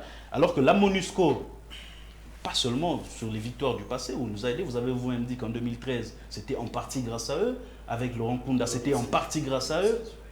Mais tous les jours, sur le point de vue logistique, la MONUSCO contribue à l'effort de guerre sur le plan logistique. Et aujourd'hui, faire partir la MONUSCO, dont les termes sont clairs. On sait ce que la MONUSCO coûte ici, $1 milliard par an. On sait ce qu'elle coûte. On ne sait pas ce que coûte la force régionale de l'EAC. On ne sait pas ce qu'elle coûte. Vous voulez faire partir la force régionale, pardon, je veux dire la MONUSCO, pour la remplacer par la force régionale, et en justifiant la faiblesse de notre armée par des raisons imaginaires. Je vous ai démontré que l'embargo n'existe pas. C'est pourquoi je dis, prenez vos responsabilités, chers amis. D'accord. Nous devons mettre les moyens suffisants. Et ça, ce n'est pas impossible. Ce n'est pas en disant qu'on ne peut pas acheter les armes, c'est faux, on peut les acheter. Le problème, c'est qu'on ne prend pas cette question en sérieux. La réaction de sur Fayoulou. la réaction de Fayoulou sur... L'affaire Oignon. Ah, non, écoutez, moi je n'ai pas de commentaire à faire là-dessus. J'ai écouté un responsable politique qui a émis son plan et sa vision pour... Chacun s'occupe de ses oignons. Sa politique internationale. Je pense que les Congolais sont suffisamment matures et intelligents pour comprendre s'il y a des limites ou pas. Moi, il ne m'appartient pas de faire des commentaires sur ce qu'a dit M. Fayoulou. Par contre, je vais dire un mot sur ce qui se passe au Kwamouth, parce que c'est le grand Bandundu, et j'aimerais transmettre les préoccupations du président Germain Kombinga, parce qu'il est du coin, et aussi les 2 individus qui ont été arrêtés, mais qui ne parleraient pas aucune langue ni dialecte ici au Congo. Je pense que c'est encore une fois la raison pour nous de réformer nos services de renseignement. Les services de renseignement sont malheureusement... le président de la République a dit qu'il n'y aurait plus des cachots de l'ANR, qu'il y aurait, que c'est la démocratie, etc. Mais en réalité, les pratiques sont restées quasiment les mêmes, parce que les réformes essentielles pour démocratiser et rendre performants ces services-là ne sont pas faites. Donc à partir de ce moment-là, nous resterons faibles et nous continuerons à subir les incursions des Rwandais et de tous ceux dont nos richesses attisent l'appétence ou l'appétit. D'accord. Patrick Makanga, situation Kwamouth, intervention du chef de l'État sur l'infiltration de l'armée et puis la réaction de Fayoulou sur la question de l'Est. Merci beaucoup. En tout cas, j'aimerais un peu faire de recadrage beaucoup plus pédagogique. Ok. De tout ce qui a été dit ici. Oui, qui ont été pondus ici, sur la télé. J'aimerais commencer par Dr Rodrigue, quand il a parlé de réforme dans le domaine des sécurités. Ben, je vous ai dit tantôt, peut-être vous ne m'avez pas écouté. Je vous ai dit que c'est sous Félix Antoine Tshisekedi Tshilombo que nous avons eu des unités spécialisées pour la jungle. Quand vous parlez, même, j'ai vu même Rodrigue Ramazani parler de la dotation au niveau de la dotation. Qui date de 2017, la dernière dotation. Mais les unités qu'on vient de recruter tout à l'heure là, ils se sont habillés avec quoi? Nous les avons vus dans les rues de Kinshasa, ou bien soit vous avez porté vos lunettes pour ne pas voir la réalité. Moi, je parle de l'armée. Je parle de la garde républicaine. Patrick. Donc, moi je pense qu'on doit éviter de faire preuve de mauvaise foi à chaque fois. Parce qu'on a vu des unités aller être formées sous le règne de Félix Antoine Tshisekedi Tshilombo comme chef de l'État. Quand vous parlez, je sais que des fois on a tendance à un discours populiste, mais quand vous parlez des enfants de militaires qui sont en cours de route pendant Ça n'est pas populiste. Est-ce que je peux parler? Allez-y, Quand vous parlez que les enfants, quand vous tenez des propos, disons que les enfants des militaires serrent dans la rue pendant qu'il y a... Est-ce que c'est faux, Patrick Makanga? Pendant qu'il y a d'autres enfants qui vont à l'école. Mais allez à l'école, allez au camp Tchachi. Il y a une école, d'ailleurs, il y a la gratuité de l'enseignement. Ça, je vous informe si vous n'êtes pas au courant. Il y a la gratuité de l'enseignement. Allez au camp Tchachi, vous allez trouver des très bonnes écoles, équipées. Il y a des hôpitaux. Il y a un hôpital qu'on a construit là-bas. Les enfants des militaires dont vous faites allusion se font soigner gratuitement et étudient gratuitement. Ils sont bien traités, les enfants des militaires. Ceux des plus particulièrement étudient dans de très bonnes conditions dans une école suffisamment équipée en termes des infrastructures. Donc le docteur nonobstant cela, c'est dans un camp militaire. Nonobstant cela, il y a la gratuité de l'enseignement. Moi, je vous informe, je vous donne la référence. Si vous allez sur l'avenue Willery, croisement avenue Willery, Colonel Ebea, vous allez trouver une fille dont les parents sont communément appelés Chegué, mais la fillette, à chaque fois, elle reste avec sa maman sur la rue avec sa tenue d'uniforme. Parce que la fille, j'ai posé la question, elle étudie gratuitement. Donc pour dire qu'aujourd'hui, il y a des écoles qui reçoivent Tous des ces enfants juste avec leurs Il ne uniformes. faut pas et dire que cahiers. les enfants des militaires traînent dans les rues. Avec nous, c'est pas pas vrai. une raison. Ça, C'est pas vrai. Ça, c'est un discours. Ça, c'est basé sur un mauvais fondement pour faire asseoir son discours populiste. Et tout ça, c'est C'est les œuvres de populiste. qui? C'est les œuvres de qui? Oui, c'est populiste. Tout ça, c'est les œuvres de qui? De Félix Antoine Tshisekedi Tshilombo. Fachi Il Béton. faut regarder la vérité en face, cher ami. Hein? L'obligation de notification, quand vous dites, donc aujourd'hui, vous êtes fait même porter-parole des Nations Unies, du Conseil de sécurité des Nations Unies qui a reconduit en quelque sorte les embargos sur des pour dire que non, c'était seulement des notifications, c'était seulement un régime de notification, obligation de notification et autres. Sachez-les très bien que ce sont des mesures restrictives pour nous clouer. C'est la haute politique, mon cher ami. C'est une façon toujours de nous maintenir sous embargo. Vous faites aujourd'hui, par mauvaise foi, porter-parole des Nations Unies. Pas seulement des Nations Unies, mais de ce groupe de comploteurs contre la République démocratique du Congo, qui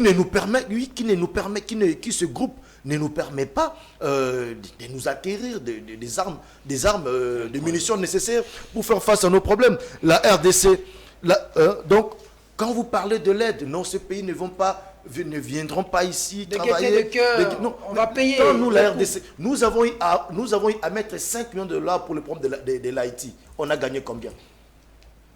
La RDC, la République démocratique du Congo, a eu à mettre, quand l'Haïti avait des problèmes, nous avons eu à mettre 5 millions de dollars. Vous pouvez me dire ce que nous avons gagné en contrepartie? Pourquoi voir le diable partout? C'est ça votre argumentaire. Pourquoi voir le diable partout? Vous êtes sérieux quand vous comparez ça? Vous êtes sérieux? Je pense que je ne dois plus parler. Allez-y. Non, je suis scandalisé, excusez-moi. Je reviens un peu. C'est pas possible. Je reviens pour dire que aujourd'hui, M. Rodrigue Ramazani, quand vous parlez de la République démocratique du Congo comme un État sérieux, je ne sais pas où isolé. Je ne sais pas, vous faites allusion à quoi et qui. Et il dit tout ce qui nous arrive, c'est par le chapeau. l'incapacité de Félix Tshisekedi. Non, mais ça, c'est du mensonge. Cousu en fil rouge sur un habit blanc. Wow. Parce que les problèmes de la République démocratique du Congo, il y a tantôt, Dr Rodrigue qui vient de faire mention de cela ici. Les problèmes que nous avons ici, ça ne s'appelle pas Félix Antoine Tshisekedi Tshilombo. Ça s'appelle comment? Il y a des décisions qui se prenaient en dehors même de nos frontières. Nous sommes victimes d'un complot. Vous voulez que la SADC dise quoi? Vous voulez que l'Union africaine dise quoi si ces derniers font partie du complot? Ils font partie tous du complot. Si ces derniers font partie du complot, vous voulez qu'ils disent quoi? S'ils font partie du complot, moi je pense qu'on doit se regarder en face. Vous vouliez entendre des mots venant d'un Macky Sall, venant d'un représentant de la SADC pour que vous soyez tranquille et autres. Pendant que nous sommes appelés de nous prendre en charge. Nous sommes appelés à regarder des choses en face. Parce que le complot que nous avons ici, ça peut-être vous l'ignorez. Moi, je vais vous faire état de cela. Nous abordons ce sujet avec beaucoup de légèreté à la télé. Nous devons savoir que les problèmes que nous avons ici, ça dépasse, nous ici sur ce plateau, ça dépasse la République démocratique du Congo. Et que parmi ces comploteurs, il y a les alliés. Les alliés ne sont rien d'autre que des pays voisins. Aujourd'hui, nous avons pointé du doigt le Rwanda, mais il y a aussi d'autres pays qui travaillent dans ces sens-là. Vous avez fait allusion de l'Ouganda et autres. Donc, pour dire que les complots est sur le plan international et avec des alliés au niveau des Africains. Parce qu'il y a des grands panafricanistes qui ont dit, les Kwame Nkrumah et autres, ont dit que dans les jours à venir, les colonisateurs partiront, mais ils vont laisser leurs représentants. Nous aurons des blancs à la peau noire qui seront là pour exécuter les vouloirs ou soit les désidératas de ces colonisateurs. Et face à cela, vous voulez porter les chapeaux à un Félix Tshisekedi Tshilombo. Tout ça, pourquoi? Parce que c'est le chef de l'État et que vous êtes entré dans une guerre politique pour le remplacer. Non, moi je pense que face à cet état de choses, nous devons rester concrets. Nous devons nous regarder en patriotes. Vous venez ici dans le média parler, non, il y a eu des accords opaques avec le Rwanda, il y a ici Ouganda, tout ça. Toujours dans des suspicions. Aucune personne sur ce plateau peut brandir même un lien d'un accord entre guillemets opaque que eux viennent faire étalage ici, Ici, mais sur le brandir plateau. un lien ou soit un document et entre à ces accords. Ce sont des racontages. Des suspicions. Ce sont des suspicions, des débats de bas étage. Tout ça avec quoi comme objectif? Des débats de C'est- caniveau. Oui, c'est pour désolidariser les Congolais Avec, sur une union nationale que nous avons besoin pour faire face au problème de l'Est. D'accord. Eux parlent de la cohésion nationale qui doit passer par l'appel des têtes des politiciens autour d'une table pour que nous puissions discuter afin que les centres quittent les centres, deviennent gauche ou soit deviennent droite. Non, non. Les problèmes que nous avons essayé sur ce patriotique qui n'a pas besoin de leaders politiques aujourd'hui parce que nous avons constaté que personne dans ces pays, la République démocratique du Congo, peut se prévaloir dans le leadership de tous les Congolais. Il n'y a que le problème aujourd'hui. Vous constaterez même que beaucoup de Congolais se désintéressent davantage de la politique et surtout avec les débats politiques où on vient distiller la division, la haine entre Congolais plutôt que le problème qui nous attend nécessite à ce que nous tous, nous puissions être soudés comme un seul homme derrière le commandant suprême, le chef de l'État, Félix Antoine Tshisekedi Tshilombo, pour faire face à nos détracteurs et déjouer ce complot international avec les alliés qui ne sont autres que nos voisins. Moi, je pense que ça ne sert même à rien de venir Fayoulou, ici. un mot sur Fayoulou. Non, non, mais ça, voilà une fois de plus encore. Nous l'avons dit, l'opposition congolaise doit être sérieuse. Oh, comment ça? Nous voulons une opposition sérieuse dans ce pays. Position des gens qui s'assument, des personnes qui maîtrisent les ABC. Et d'ailleurs, c'est ce que je viens de dire tantôt. L'opposition, c'est dans le luxe. L'opposition se tape les luxes, se donne le temps de passer à la télé pour faire asseoir leurs arguments sur des suspicions. Des suspicions, venir dire des choses qui ne se justifient nulle part. Voilà, on a posé la question à l'opposant numéro 1 de notre pays, parce que ni tout ça peuvent se comparer à un opposant qui se réclame président élu. On lui a dit, mais quel est ton projet pour mettre en place un dispositif qui va résoudre le problème de l'Est? Non, j'irai voir Kagame et je dirais, chacun s'occupe de ses oignons. Voilà, là, ça dénote la bassesse, ça dénote de l'incompétence que vous parlez. Donc, pour dire que le Congolais ne peuvent en aucun cas prendre le risque de donner le pays à ces gens incompétents qui ne maîtrisent rien, ils n'ont que des verbiages, ils sont incompétents. Ils n'ont que des habillages verbal pour venir distiller la division, la haine, avec comme politique de haute état de là, afin que je m'y mette, avec toute mon incompétence, et quand il viendra commencer à réapprendre la diplomatie et autres. Non, il est grand temps que nous puissions prendre la hauteur. Et on finit sur Kwamutu. D'accord. Sur Kwamutu, ce qui est vrai, comme nous l'avons toujours dit, les démons de la balkanisation de notre pays n'ont jamais été exorcisés. Il n'y a que moi, dans ces dossiers, j'ai fait appel au sursaut patriotique des Congolais, loin des discours des opposants. Des opposants non expérimentés qui viennent distiller la division et la haine. Moi, j'ai fait appel au sursaut patriotique de chacun des Congolais partout où il se trouve et à Kwamutu, surtout beaucoup plus particulièrement. Parce que si nous voyons l'historique de ce problème, c'est dû à la redevance dans des produits agricoles qu'on a beaucoup plus augmenté chez les non-originaires, qu'on a augmenté chez les non-originaires. Donc ce sont là des pratiques qu'on doit d'abord dénicher les auteurs de cet acte-là qui a créé, qui a dégénéré ce genre de choses. Parce que la constitution de notre pays permet à un Congolais, partout où il se trouve, sur toute l'étendue du territoire national, de se sentir chez lui, de ne pas subir un traitement discriminatoire. Donc pour dire que moi je pense qu'il y a aussi un autre aspect. Il y a aussi ce que nous craignons, c'est le parcours des Mbororo que nous avons vu jadis à l'époque du sénateur à vie, quand il était chef de l'État, le parcours des Mbororo qui sont venus au centre. Mais la question est de se poser, de savoir, est-ce que l'infiltration a fait en sorte que l'éclatement du Congo, vu qu'à l'Est ça ne réussit pas souvent, ça échoue, puisse venir au centre. De l'Ouest. Donc, raison pour laquelle le ministre de l'Intérieur, que de fois on reproche beaucoup de choses, doit prendre des dispositions nécessaires pour élaguer, pour mettre un terme à cette situation qui nous dérange au plus haut point. Merci. Maître Ramazan. J'ai suivi Patrick, j'ai eu de larmes. Des suspicions, de distiller la haine et les mensonges. La haine et les mensonges. C'est l'argument facile de l'union sacrée. À chaque fois que vous avez une opinion contraire à l'union sacrée, vous êtes un haineux. Et malheureusement pour l'envol, à chaque fois qu'on nous a traités de haineux ou de jaloux, ils se sont toujours rendus compte que nous avions une position assez rationnelle et responsable. Lorsqu'ils nous traitaient des haineux, quand on parlait de la réduction du train de vie de l'État, souvenez-vous même que le président de la République, en 2019, attaque l'honorable Sessanga pour lui dire qu'il va augmenter carrément les avantages des élus et non les réduire. Souvenez-vous encore quand on a dit que aujourd'hui, face à ça, même lui-même, il est d'accord qu'il faut réduire le train de vie de l'État. Donc nous n'étions pas des aînés, on était plutôt rationnels. Au contraire, eux, ils étaient irrationnels parce qu'ils étaient dans la folie du pouvoir.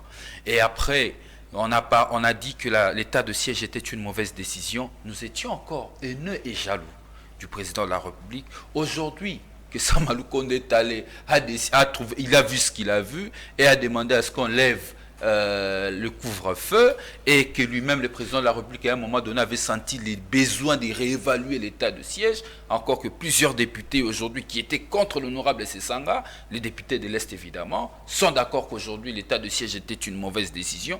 Nous n'étions pas des haineux, on était rationnels. Mais vous étiez irrationnels, parce que vous prenez des décisions sans planification. Maintenant, allons dans ce que Patrick a dit. Il a dit des choses, bon, certaines choses, je ne veux pas y revenir pour son respect, parce que je le respecte beaucoup. Il a dit que qui peut lui prouver, parce que généralement il dit ça, qui peut m'amener la preuve d'un accord conclu. Pourtant, vous et moi, Peter Tiani, on a vu à Goma, le président de la République, conclure des accords avec le Rwanda. Et où sont ces accords? Ces accords n'ont jamais été publiés. Pourtant, la constitution de mon pays impose la publication de tout accord au journal officiel. Je ne sais pas si Patrick, à cette époque, il était peut-être en vacances à Paris ou en Belgique. Nous, on était au Congo. On a vu la République démocratique du Congo conclure cet accord. L'accord sur la construction de la route de Kassindi, parce qu'il nous demande qu'on nous prouve les accords si ça existe. Ça a été fait à la télé, bien qu'on a posé le président de la République sur le coup de cet accord. Le président a répondu qu'il n'avait pas la réponse, qu'il fallait poser la question aux experts. Mais je te dis quand même, au-delà du fait que les experts ne nous ont pas aussi donné le coup, cet accord existe, mais il est opaque. Nous ne le voyons pas parce qu'il n'est pas publié au journal officiel. Moi, j'ai l'habitude d'aller au journal officiel pour aller vérifier si de lois sortent ou bien les actes réglementaires sont sortis. Donc, si même tu y vas parce que tu as besoin de preuves, il faut aller vérifier au journal officiel, il n'y a pas cet accord. Donc, il y a une opacité. Encore pour ton information, même notre accord à l'adhésion à EAC n'a jamais fait l'objet d'un débat à l'Assemblée nationale. C'est scandaleux la manière dont vous conduisez les choses publiques aujourd'hui. Cet accord n'a pas fait l'objet des débats à l'Assemblée nationale. Mais nous nous retrouvons à l'EAC comment? Je me pose la question. Mais après, on peut comprendre une Assemblée nationale conduite non pas par un Congolais, mais par Joe Biden. Donc, vous pouvez comprendre qu'est-ce que ça veut dire. J'aurais bien voulu que l'Assemblée nationale soit conduite par un Congolais, mais elle est conduite par un Congolais. Par Joe Biden. J'apprends qu'on le président Mbosso. Ah, lui, il est Congolais, mais le Joe Biden, ce n'est pas un Congolais, c'est un Américain. Mais je ne vais pas rester dans cette polémique. D'accord. Après, il dit la SADC, ça c'est Patrick, la SADC, l'EAC et les Nations Unies font partie du complot. Mais Patrick, dans votre gouvernance, vous avez fait plus de 300 voyages. Je dis si. Oui, nous sommes en train d'analyser. Je suis aussi dans les si. Vous avez enlevé les si. Parce qu'avec les si, on peut construire le monde. Ne citez pas mes propos hors contexte, cher Rodrigue. Écoutez, avec les si, on peut reconstruire le monde. Vous êtes d'accord avec moi? Ok. Si, selon l'union sacrée. Avec un si, on mettrait Paris en bouteille. Oui, si on mettrait Paris en bouteille. Je suis dans les si avec toi. Mais posons-nous aussi la question. Que faites-vous là? Si la communauté internationale fait partie du complot. C'est pourquoi je dis, le problème ici, ce n'est pas le complot des autres. Le problème sont les mauvaises décisions prises par le président de la République. Depuis 2019 jusqu'à ce jour. Nous sommes dans cette situation parce que quand le Félix Tshisekedi prend la République démocratique du Congo, il trouve la République démocratique du Congo dans son entièreté sous contrôle du gouvernement. Il y avait des poches d'insécurité auxquelles il fallait y travailler pour éradiquer l'insécurité. En allant pactiser avec le rebelle, conséquence, une partie du territoire national est occupée par une force armée étrangère. Et voilà qu'aujourd'hui... Et puis il dit... la gratuité de l'enseignement pour condamner Rodrigue, il dit la gratuité de l'enseignement se vit même dans le camp militaire. Il a cité, je crois, le camp Tchatchi. Le camp Tchatchi. Mais pour ta gouverne, peut-être tu ne te rends pas compte, parce qu'ils nous suivent, hein. nos compatriotes qui nous suivent. Je sais que tu es de la Tchang, il y a un corps militaire aussi de ce côté-là. Est-ce qu'au camp Mobutu, il y a aussi une école modernisée? Est-ce qu'au camp Kokolo, il y a aussi une école modernisée? La question qu'il faut se poser, ce n'est pas ça. Partout, Rodrigue. Laissez-moi, la question qu'il faut se poser, ce n'est pas de la gratuité. La question qu'il faut se poser, c'est la situation actuelle de l'école publique. Quelle est la situation actuelle de l'école publique? C'est comme ça qu'on analyse les questions d'État. C'est comme ça qu'on analyse un dossier d'État. Pas prendre une situation isolée et en faire une question globale. Moi, je te rappelle, moi, je suis des Bandal. Il y a une école qu'on appelle Kosbaki, EP2 Makelele. Il faut aller voir dans quelles conditions Kosbaki y est. Il n'y a pas de banc. Il n'y a pas de banc. Il n'y a pas de craie, il n'y a pas de frais de fonctionnement. La gratuité dont vous parlez, je suis à Kinshasa, je ne suis pas encore à Boende. C'est grave là-bas. Mais je suis à Kinshasa, je vous parle de Kosbaki, je vous parle de Saint-Jean. Je vous parle des écoles des Bandal. Parce que vous nous dites chaque jour que vous avez construit des écoles. Où on n'a jamais eu des adresses, on ne connaît pas. À la dernière nouvelle, lorsque Madame Paulette Kimouto a posé cette question, au lieu de recevoir des adresses, elle a reçu des insultes. Donc on peut comprendre tout de suite comment est-ce que vous fonctionnez dans une démagogie et des mensonges inacceptables auxquels vous flanquez directement sur l'oreille de la population congolaise. Donc votre politique de la gratuité de l'enseignement, nous le savons tous, même le président de la République, est un échec. Parce que Tony Mwaba lui-même l'a dit, que la qualité de l'enseignement reste un défi. Or, l'objectif d'un enfant à l'école, ce n'est pas d'aller remplir des salles. Ce n'est pas aller rendre des salles invivables, mais c'est d'aller d'être enseigné. Nos enfants qui vont dans les écoles publiques aujourd'hui ne sont plus enseignés. Réforme de l'armée, pour conclure dans tes propos, réforme de l'armée n'égale pas formation de militaire. L'armée est structurée, organisée. La question qu'il faut se poser, est-ce que la chaîne de commandement telle que mise en place aujourd'hui n'est-elle pas lourde en termes de prise de décision? Est-ce que le secteur opérationnel fonctionne encore comme on le voulait? Mais quand il y a des infiltrés, c'est aussi compliqué. Quand il y a des infiltrations, comment on fait pour l'expliquer? Il faut reformer notre armée. Ce n'est pas une question de formation des unités qui reçoivent des tenues et d'autres. On parle de l'armée, on ne parle pas des unités qui reçoivent et d'autres qui ne reçoivent pas. Il faut aller poser la question auprès des militaires. Peut-être, bien qu'au pouvoir, vous n'êtes pas trop peu informés.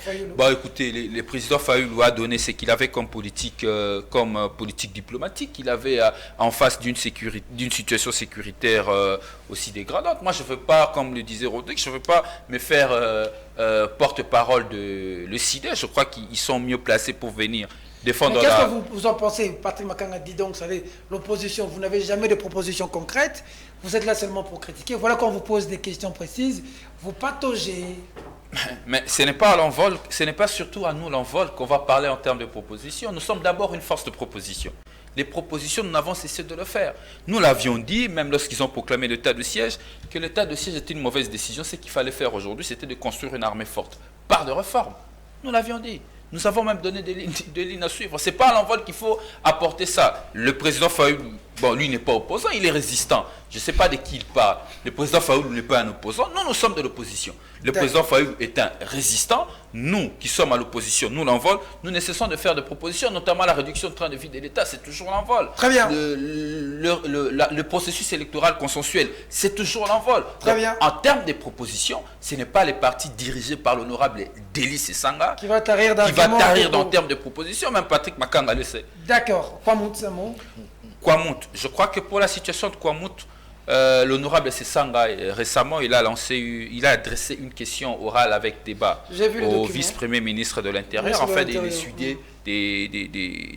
ces cas et de permettre à ce que la représentation nationale, mais aussi les Congolais, sachent exactement ce qui est en train de se passer au niveau de Kwamout. Mais au moins au niveau de Kwamout, c'est qu'on peut constater, et c'est de manière générale, parce qu'à Kinshasa, nous vivons de Kuruna qui règne en maître, c'est l'absence de l'autorité de l'État depuis que Félix Tshisekedi est au pouvoir. Aujourd'hui, l'État a perdu sa puissance, il y a l'absence de l'autorité de l'État, la puissance publique s'est dégradée, la présence de la puissance publique est inexistante. Voilà pourquoi des situations comme Kwamout perdurent. Pourtant, la sonnette d'alarme était lancée. Que font nos services de renseignement? Encore. Que font nos services de renseignement? Comme l'a dit Dr Rodrigue. Oui, mais ils sont là pour ça. Raison pour laquelle nous, on a cessé de le dire. Au lieu d'arrêter Jimmy Kitenge. Qu'il faut reformer. Il faut reformer notre système de sécurité. Au lieu d'avoir un service de renseignement cloîtrer sur les opposants, fixer sur l'opposition afin de restreindre les libertés d'opinion, arrêter les Jimmy Kitenge que je salue, un ami avec qui nous partageons souvent le plateau, arrêter injustement, mettez en place un système de sécurité qui va protéger les Congolais, Donc, moi j'invite les Congolais à rester patients. La question orale adressée par l'honorable Sessanga est une question bien préparée, bien travaillée. Nous attendons les réponses, la position du vice-premier ministre, ministre de l'Intérieur. Et l'envol sortira pour donner sa position parce que je peux même vous dire que nous anticipons les réponses du vice-premier ministre. Et nous avons une orientation claire à donner à la suite. Nous sommes en train de chuter, posez un mot. Parce que le pouvoir est aux abois, ils ne savent même plus quoi faire. N'empêche que vous rebondissiez sur ce qui a été dit. Mais dossier, dans votre temps d'antenne, dossier Vidier Chimanga, aujourd'hui à Makala, rebondissement de scandale éclaboussé au niveau de la présidence. Pour certains, ce n'est que la partie visible de l'iceberg. Pour d'autres, ça prouve à suffisance qu'aujourd'hui nous sommes sous un état de droit où il y a un cas pareil, quelqu'un qui démissionne. Malgré ça, on voit un conseiller à la présidence mis au Niouf, contrairement à hier sous Kabila où on avait des hommes puissants. Voilà, qu'est-ce que vous en pensez, vous ? Non, je pense que ce qui arrive au conseiller du président de la République est malheureux. Je pense que le chef de l'État a toujours justifié ses déplacements à l'étranger comme étant les inscrits dans les efforts, notamment pour rechercher les investisseurs qui viennent investir dans le pays. Et si autour de lui, il y a des hommes et des femmes qui sapent les efforts qu'il fait, je pense que c'est tout à fait regrettable. Maintenant, la question est entre les mains de la justice. Ce sera la justice de trancher. Mais nous espérons que ce sera réellement de la justice parce que par le passé, on a vu de gros spectacles de justice avec de hauts dignitaires de l'État. Mais on sait tous comment ça s'est fini. Ça s'est fini comment ? Tout le monde est dehors. Ok.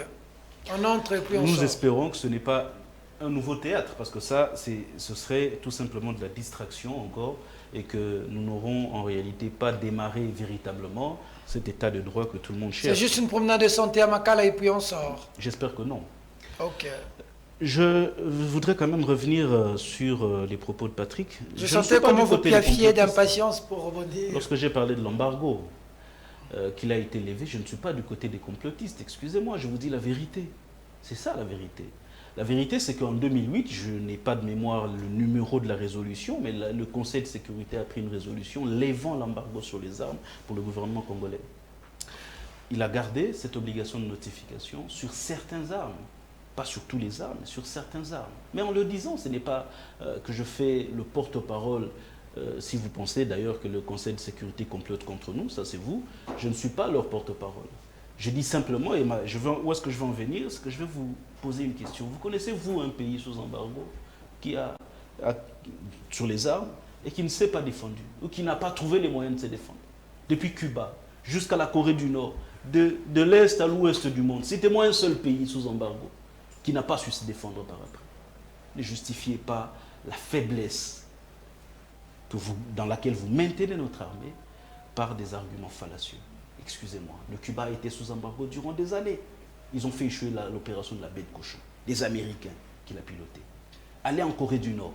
Personne ne peut l'aider. Alors que c'est un pays pauvre. Mais aucun pays n'osera les attaquer. La Corée du Nord, hein? La Corée du Nord, ils sont sous embargo. L'embargo, en théorie, ce sont des mesures cosmétiques, diplomatiques. Mais dans les faits, vous pouvez toujours avoir les moyens de vous armer. Et d'ailleurs, le rapport de l'ONU que vous citez a notamment fait mention d'un certain nombre de choses du côté congolais. Des armes qui sont importées sous mention produits agricoles. Ça veut dire qu'on peut toujours trouver les moyens de pouvoir nous armer. Le problème, c'est que vous n'en faites pas assez. Vous qui êtes au pouvoir, vous n'en faites pas assez pour armer notre système de défense et permettre à ce que notre armée puisse combattre nos agresseurs. Lorsque je parle des enfants de militaires, le débat que vous soulevez sur la gratuité de l'enseignement, ce n'est pas ce débat-là dans lequel je suis. Quand bien même ces écoles délabrées dans lesquelles vous allez entasser nos enfants, d'abord elles ne sont pas suffisantes pour tout le monde, ils s'y entassent. Ce que je voulais dire, c'est la capacité de ces militaires-là de prendre en charge le quotidien. À quoi ça sert d'envoyer des enfants à l'école alors qu'ils ont le ventre vide et qu'ils n'ont pas d'uniforme parce que ça, c'est pas gratuit? Qui n'ont pas acheté, qui n'ont pas réalisé la rentrée scolaire parce que ça, ce n'est pas gratuit. À quoi ça sert de les envoyer à l'école gratuite, dans des écoles délabrées d'abord, et en plus elles sont gratuites et tout le monde s'y entasse? À quoi cela sert? C'est ça, au fait, le problème. Et je voulais en venir au véritable problème qui est celui de la motivation de nos forces, de nos hommes de troupe. Vous avez voulu escamoter le problème, comme d'habitude, en pensant que je suis haineux, alors que je ne dis qu'une situation qui est vraie. Et d'ailleurs, je le dis, non pas par populisme, mais simplement parce que j'ai été choqué de le voir. Je voudrais revenir sur votre sur votre remarque, la comparaison que vous avez faite de la situation de l'Est avec ce qui s'est passé en Haïti, où il y a eu une catastrophe naturelle. Et vous dites que cet élan de solidarité nationale que les pays du monde ont eu envers Haïti est comparable à ce qui se passe à Bunagana. Mais excusez-moi, je dois dire que c'est du sophisme ou il y a un problème dans votre façon de voir les choses. Excusez-moi, ce qui se passe à Bunagana, vous l'avez reconnu, c'est un complot international. Et vous pensez c'est comparable à ce qui s'est passé à Haïti. Et que ceux qui le font, ceux qui viennent avec des millions de dollars pour dire qu'ils nous aident, ils le font sur un élan de solidarité. Franchement, moi je suis peiné à entendre cela devenant d'un cadre, de quelqu'un qui se dit cadre, d'un parti au pouvoir, de la FDC, je connais très bien. J'ai beaucoup d'amis là-bas et la qualité de ceux qui sont... Excusez-moi, ce n'est pas un jugement sur vous, hein. Je ne voudrais pas être désagréable, mais je suis peiné d'entendre que vous puissiez dire cela. Ce n'est pas comparable. Et je pense que le b.a.-ba des relations internationales, je n'ai pas besoin d'être un professeur en relations internationales pour le comprendre. Entre les États, il n'y a pas d'amitié, il n'y a pas d'amour, il n'y a pas de solidarité, il n'y a que les intérêts, chers frères. Et ces intérêts-là, vous ne communiquez pas suffisamment là-dessus. Quels sont les intérêts du pays de la CEA, de la communauté des États de l'Afrique de l'Est, lorsqu'ils viennent nous aider? Quels sont leurs intérêts? Ils gagnent quoi? Parce que ça, ce n'est qu'une question de bon sens. Je veux enlever. Je veux dire, ok, d'accord, ils ont des bonnes intentions. Mais qu'est-ce qu'ils y gagnent? Je ne veux plus présumer. Pour permettre à leurs enfants de venir mourir chez nous. Mais pourquoi ces gens viendront mourir chez nous? Répondez à cette question. À notre place. Simple. Si vous n'êtes pas capable d'y répondre, alors permettez-nous d'avancer des hypothèses. Parce que vous n'êtes pas capable de dire ce qu'ils viennent chercher ici. D'accord. Allez, Vidier Chimanga, on chute par là, mais n'empêche que vous rebondissiez sur des choses dont vous devez être capable de nous éclairer. Hein. Sinon, si vous n'êtes pas capable de laisser des hypothèses être émises. Non, merci beaucoup. Je pense que pour le dossier de M. Vidier Chimanga, vous l'avez si bien dit, vous avez une bonne lecture. Ça, je vous l'ai dit avant que vous posiez la question à M. au docteur Rodrigue, que aujourd'hui, plus qu'hier, comme j'ai dit, on sait voir des gens au sommet de l'État se retrouver au Niouf, hein. Se retrouver en difficulté au niveau des instances judiciaires. C'est pas un régime des hommes forts aujourd'hui. Non, il n'y a pas d'hommes forts aujourd'hui. Tout le monde est redevable vis-à-vis de la loi. Mais ce que j'aimerais bien dire, j'ai senti sur Rodrigue, docteur, de l'arrogance dans votre dire. Pourquoi j'ai dit de l'arrogance? Vous venez, vous disiez non, les enfants vont étudier dans des écoles délabrées, gratuitement. Écoutez-moi. Est-ce que quand vous parliez, vous m'avez vu vous interrompre? C'est ça ce qu'on appelle l'élégance dans un débat. Il faut apprendre à te taire quand l'autre parle. Je vous dis, avant que Félix Antoine Tshisekedi arrive à la tête de ce pays, il n'y avait pas cette possibilité aux enfants de militaires pour aller ne fût-ce qu'à l'école. Mais aujourd'hui, ils ont cette possibilité. C'est un acquis. C'est comme quelqu'un qui est nu, on lui apporte un habit, il se moque de l'habit qu'on lui a donné pendant que ça a couvert sa nudité. C'est de là que j'extirpe de l'arrogance dans votre parler. Et c'est pas bien comme ça. Surtout, vous êtes médecin. Donc c'est là où j'ai extirpé de l'arrogance. Quelqu'un qui se promène la nuit, on lui apporte un habit, il dit oui d'accord, nous sommes. Merci beaucoup, mais j'aimerais aussi, s'il y a possibilité, que l'habit aussi puisse avoir ne fût-ce qu'une griffe. j'aimerais porter de Hugo Boss, Adidas, tout cet tas d'histoire, si possibilité, c'est comme ça qu'on parle. Il faut d'abord reconnaître cela. C'est déjà un pas, et puis beaucoup reste à faire. Sur les niveaux de l'éducation, comme même l'a dit Rodrigue, oui, beaucoup reste à faire parce que la détérioration de notre niveau d'éducation, c'était dû au fait de la prise en charge des élèves par les parents. Et quel type de parents? Des parents en conditions sociales difficiles. C'est ce qui a détérioré notre système éducatif. Parce que l'État a perdu en quelque sorte la rigueur. Parce que l'État ne savait plus traiter les enseignants qu'il était censé traiter. Et aujourd'hui, avec le chef d'État Félix Antoine Tshisekedi Tshilombo, ces enseignants aujourd'hui, et il a mis en place un mécanisme pour ravir la prise en charge des enseignants des enseignants par les parents d'élèves. Il faut reconnaître des avancées. C'est ce qu'on appelle la bonne foi aussi. Vous voyez, si vous êtes chrétien, je ne sais pas, mais moi, croyant chrétien que je suis, on nous a appris à reconnaître des bonnes choses tout en souhaitant que ça soit mieux. De deux, je vous dis encore quelque chose. Je vous ai donné une illustration parce que donner de l'aide à un autre État, donner de l'aide à un autre État, ça fera aussi partie d'une coopération quelconque. Parce que vous avez parlé du catastrophe naturelle au niveau de l'Haïti. Vous oubliez que ce qui se passe en RDC, c'est du catastrophe aussi naturelle. Parce que le génocide en fait partie. Le génocide, moi je peux... oh là là. Le génocide dans ce pays, moi je peux qualifier ça de catastrophe plus que naturelle. Pourquoi? Parce que nous avons enregistré plus de 6 millions de Congolais qui sont morts. Et que la RDC peut aussi être placée parmi des pays nécessités de l'aide qui peut venir des autres États du monde. Ça, je vous l'ai dit. Il faut reconnaître cela. Parce que là, en Haïti, il y a eu mort d'hommes, oui. En RDC, il y a eu mort d'hommes, oui. Et en nombre très élevé, plus de 6 millions de Congolais. Nous avons, en RDC aujourd'hui, eu à battre le record de morts de l'époque de la colonisation jusqu'au jour de l'indépendance. C'était à 6 millions. Aujourd'hui, nous atteignons déjà plus ou moins 8 millions de morts. Quand vous venez, c'est là où je vois encore de l'arrogance en vous. Quand vous venez sur un plateau de télé, prendre position pour la MONUSCO, pour prendre la position pour la MONUSCO, parce que vous l'aviez dit dans votre avant-dernière intervention, que la MONUSCO nous a fourni logistique et autres. Je comprends que vous n'habitez pas l'Est de notre pays et que vous n'avez pas suffisamment des informations et que vous ne suivez pas, ou soit vous n'avez pas suivi le reporter de France 24 où on a eu à montrer le doigt accusateur. La population de ce coin, la population qui sent la douleur sur leur peau, ils ont dit clairement que la MONUSCO fournissait même des armes aux rebelles, aux groupes rebelles.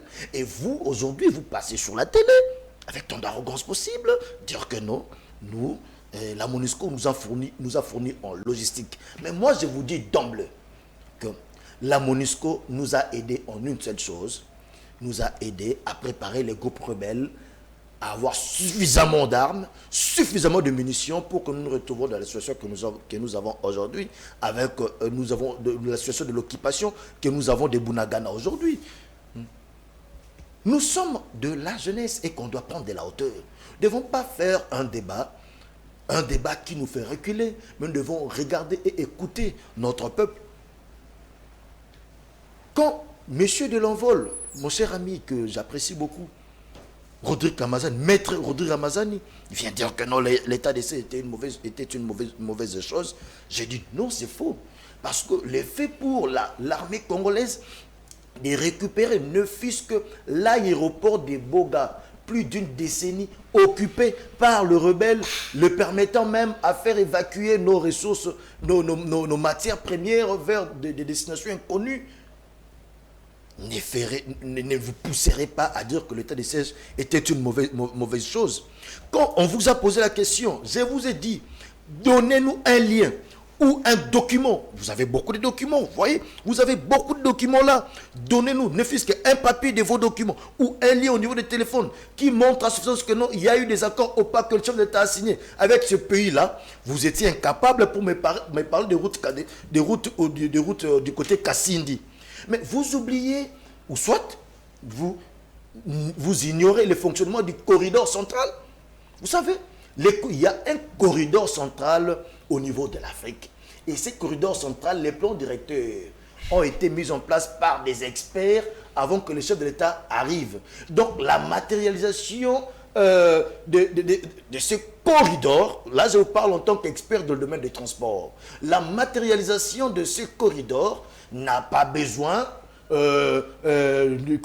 n'a pas besoin d'un chef de l'État quelconque, parce que ce sont des dispositions prises il y a des années passées.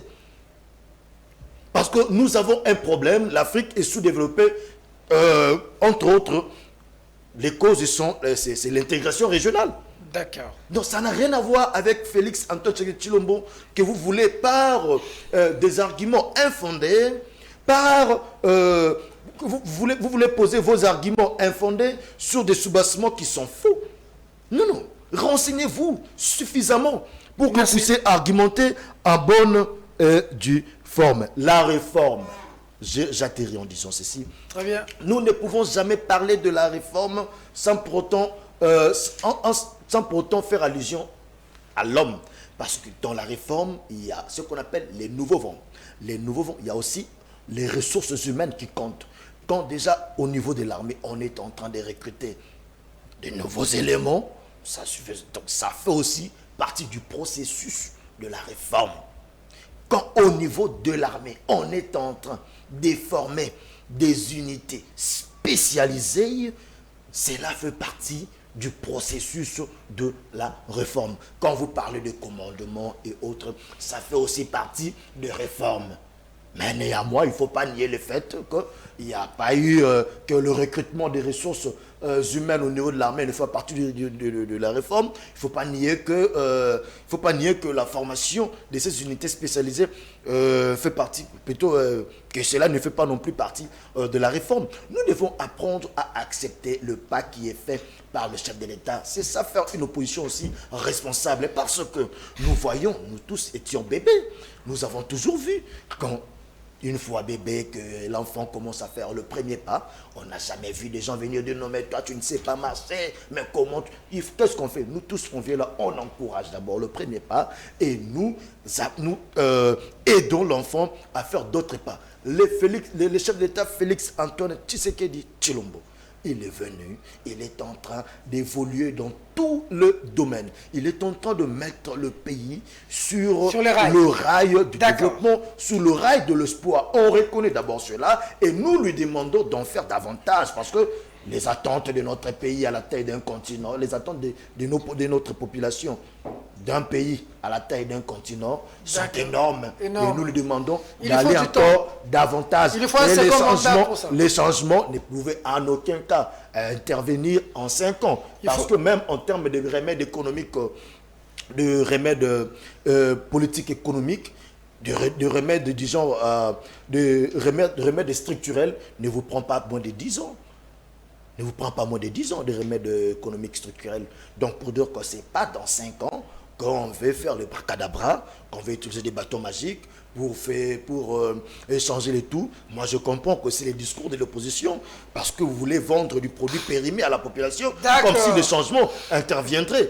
Comment l'RDC ressemblerait à la France ou en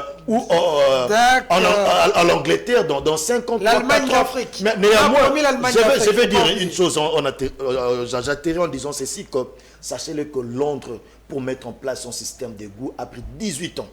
Merci. Ça, je vous informe. Maître Ramazani. Bon, j'ai dit que l'opposition, que nous voulons vendre de produits périmés à la population. Mais je rappelle qu'il n'y a pas longtemps, le gouvernement de la République démocratique du Congo a importé une cargaison impropre à la consommation. Ce n'est pas Rodrigue Ramazzani de l'opposition, c'est le pouvoir qui a importé cette cargaison qu'on ne savait pas utiliser. Il faut beaucoup de mécanismes. Donc c'est ça. Mais Peter Tiani, je vais dire aux Congolais, vous savez, lorsqu'on est habitué au néant, on a l'impression que la médiocrité devient une référence. Regardez ce que Makanga nous dit.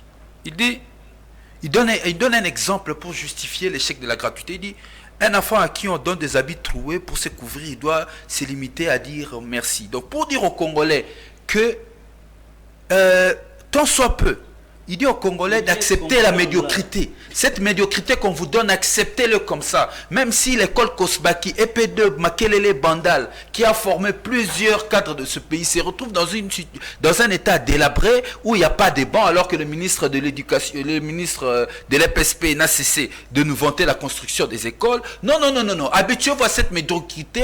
Les plus important que vos enfants partent à l'école. Même si vous n'avez pas le moyen pour acheter pour eux les objets classiques, arrêtez-vous là. Le plus important, Félix Tshisekedi a décrété, comment on appelle ça, la gratuité de l'enseignement. Donc on fait d'une médiocrité la référence de gestion. Le Congolais mérite mieux, je le dis. Les Congolais méritent mieux. Parce que ce que Patrick ne se rend pas compte, lorsqu'on parle de la gratuité de l'enseignement, on parle de l'éducation. Donc on parle du devenir de notre pays. On parle de la formation de nos enfants. Ceux qui vont rester avec ce pays après nous. Et vous l'abordez avec autant de facilité et avec autant de... Bon, excusez-moi d'employer le terme. Avec autant de médiocrité. Je te demande vraiment de m'excuser d'employer ce terme parce que je ne voulais pas, mais je n'ai pas trouvé d'autres vocables à mettre en avant. Deuxième chose, Patrick, il dit, le fait d'avoir récupéré l'aéroport de Goga démontre à suffisance... Boga. Démontre à suffisance que l'état de siège a produit des résultats qui peuvent s'apparenter à une réussite. Patrick, je répète encore, lorsqu'on est habitué au néant, on prend la médiocrité comme référence. L'état de siège aujourd'hui a produit ceci. L'état de siège a produit l'occupation de Bounaga à plus de 100 jours. Ça, vous n'en citez pas? Non, il ne faut pas dire aux Congolais, vous mettez autant de moyens à l'état de siège, bien que 70% a toujours été détourné par vous-même. Vous mettez autant de moyens pour le tête de siège et il n'y a pas de résultat. Vous nous dites que cette politique publique est une réussite parce que vous avez infiniment trouvé une petite solution au problème. Non, les Congolais veulent une solution. Les Congolais veulent la paix. Lorsque le président de la République avait décrété l'état de siège, si c'était seulement pour récupérer Goga, alors qu'à Bunia, selon Irachani, dans sa lettre adressée au Premier ministre, il dit que le groupe armé circule en toute liberté. C'est un député de l'Union sacrée, t'inquiète, il n'est pas avec nous à l'opposition. Lorsque les députés comme Kassekwa nous renseignent que nos militaires à Butembo, nos militaires à Rutshuru ont des problèmes d'armement, alors que la situation ne cesse de s'enliser et que la population ne veut plus de cet état de siège, vous voulez nous dire que, non, les Congolais, contentez-vous de la médiocrité de cette réussite. Je comprends que dans votre gouvernance, les néants, étant donné que vous êtes habitués à rien, le peu que vous trouvez, vous dites que c'est un sursaut d'orgueil, un sursaut patriotique, un effet de réussite. Donc une médiocrité pour vous, dans votre gouvernance, est une réussite. Non, les Congolais ne méritent pas la médiocrité en termes de gestion. Les Congolais méritent la qualité dans la gestion afin de produire des résultats escomptés dans la conduite de politique publique. Simple conseil. Planifiez vos politiques publiques. Arrêtez de conduire le pays de manière hasardeuse. Parlons Vidier Chimanga. De manière hasardeuse. Parlons Vidier Chimanga. D'accord. C'est quand même décevant de ma part parce que j'estime que le président de la République a raté l'occasion de démontrer aux Congolais sa détermination de lutter effectivement contre la corruption. Vous savez que Vidier Chimanga a mérité une sortie VIP à la présidence de la République. Dans les conditions d'un pays comme le nôtre, où l'emploi est difficile à obtenir, de fonctions, certains se battent pour être mandataires et tout ça. Lorsque quelqu'un démissionne, on a tendance, l'opinion a tendance à croire que c'est un acte de bravoure, un acte de grandeur. Et aujourd'hui, la présidence de la République, j'ose croire même qu'ils ont négocié cette démission en demandant à M. Chimanga de démissionner pour ne pas être humilié. Mais je crois que le président de la République aurait servi d'exemple. Parce que ce n'est pas la première fois que ces conseillers puissent poser des actes répréhensibles. Nous nous souviendrons de ce fameux conseiller qui a imité la signature du président de la République, ensuite mis en détention, après en liberté. Je ne sais pas s'il se retrouve où. J'aurais appris qu'il est toujours dans le sillage. Mais le président de la République aurait agi par une ordonnance en révoquant monsieur son conseiller stratégique. Okay. Il aurait fait preuve du point de vue de l'opinion, de sa détermination à arrêter cette hémorragie de la corruption. Mais malheureusement, M. Tshimanga a bénéficié d'une sortie VIP, d'une sortie de grandeur nature, parce que moi j'ai démissionné.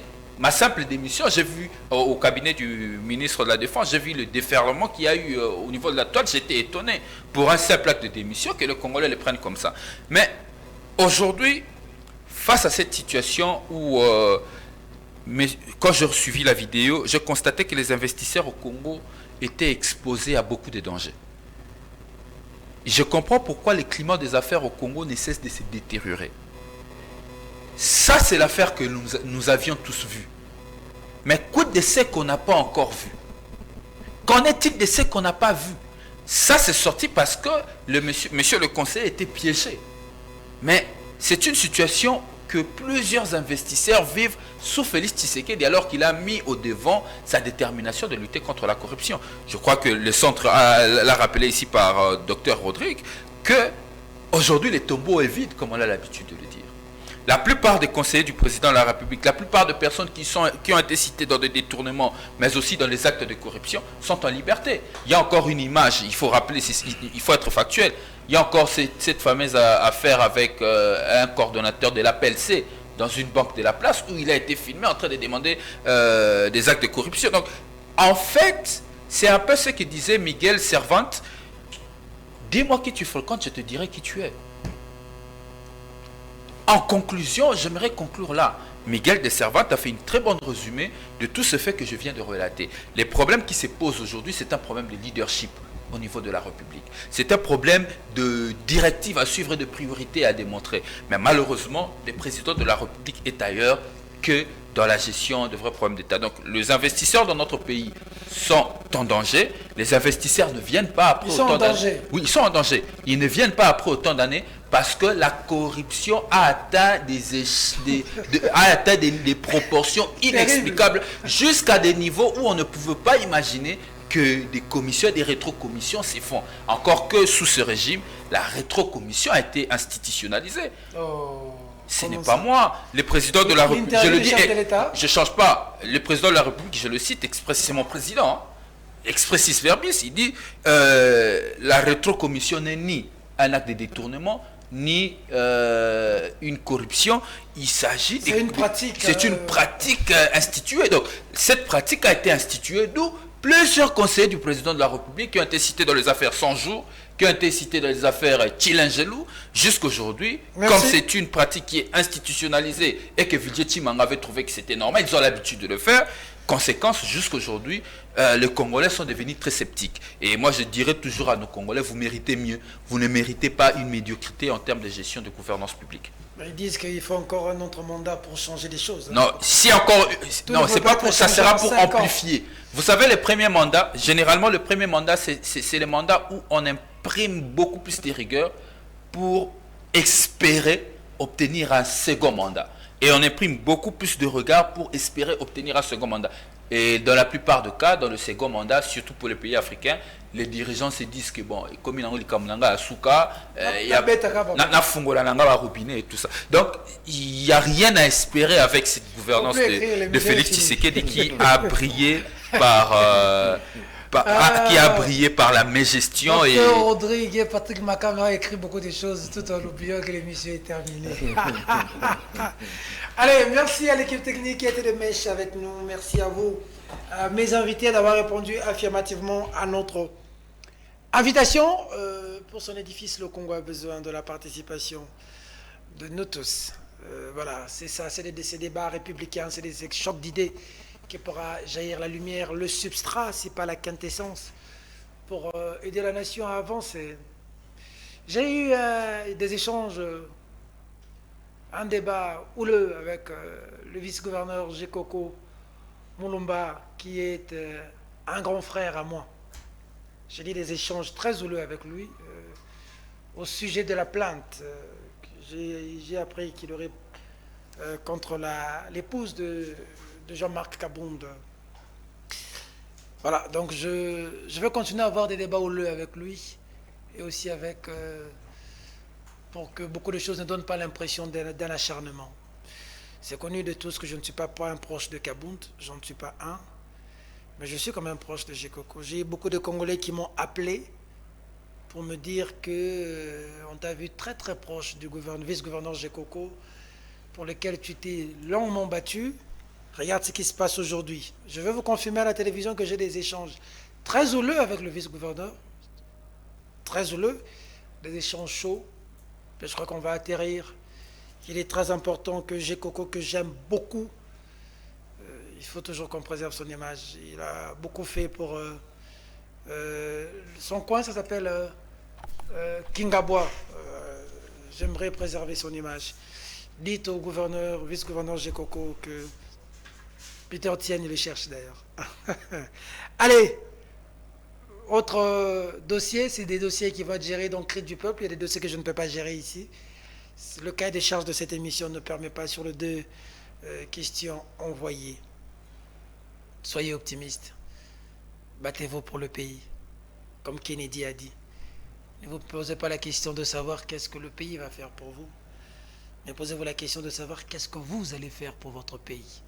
L'avenir du Congo est beau, je le crois, je le sens, je le vois. Il arrivera un jour. Mesdames, Mesdemoiselles et Messieurs, cette émission est terminée. Au revoir. On se salue. On se salue d'abord.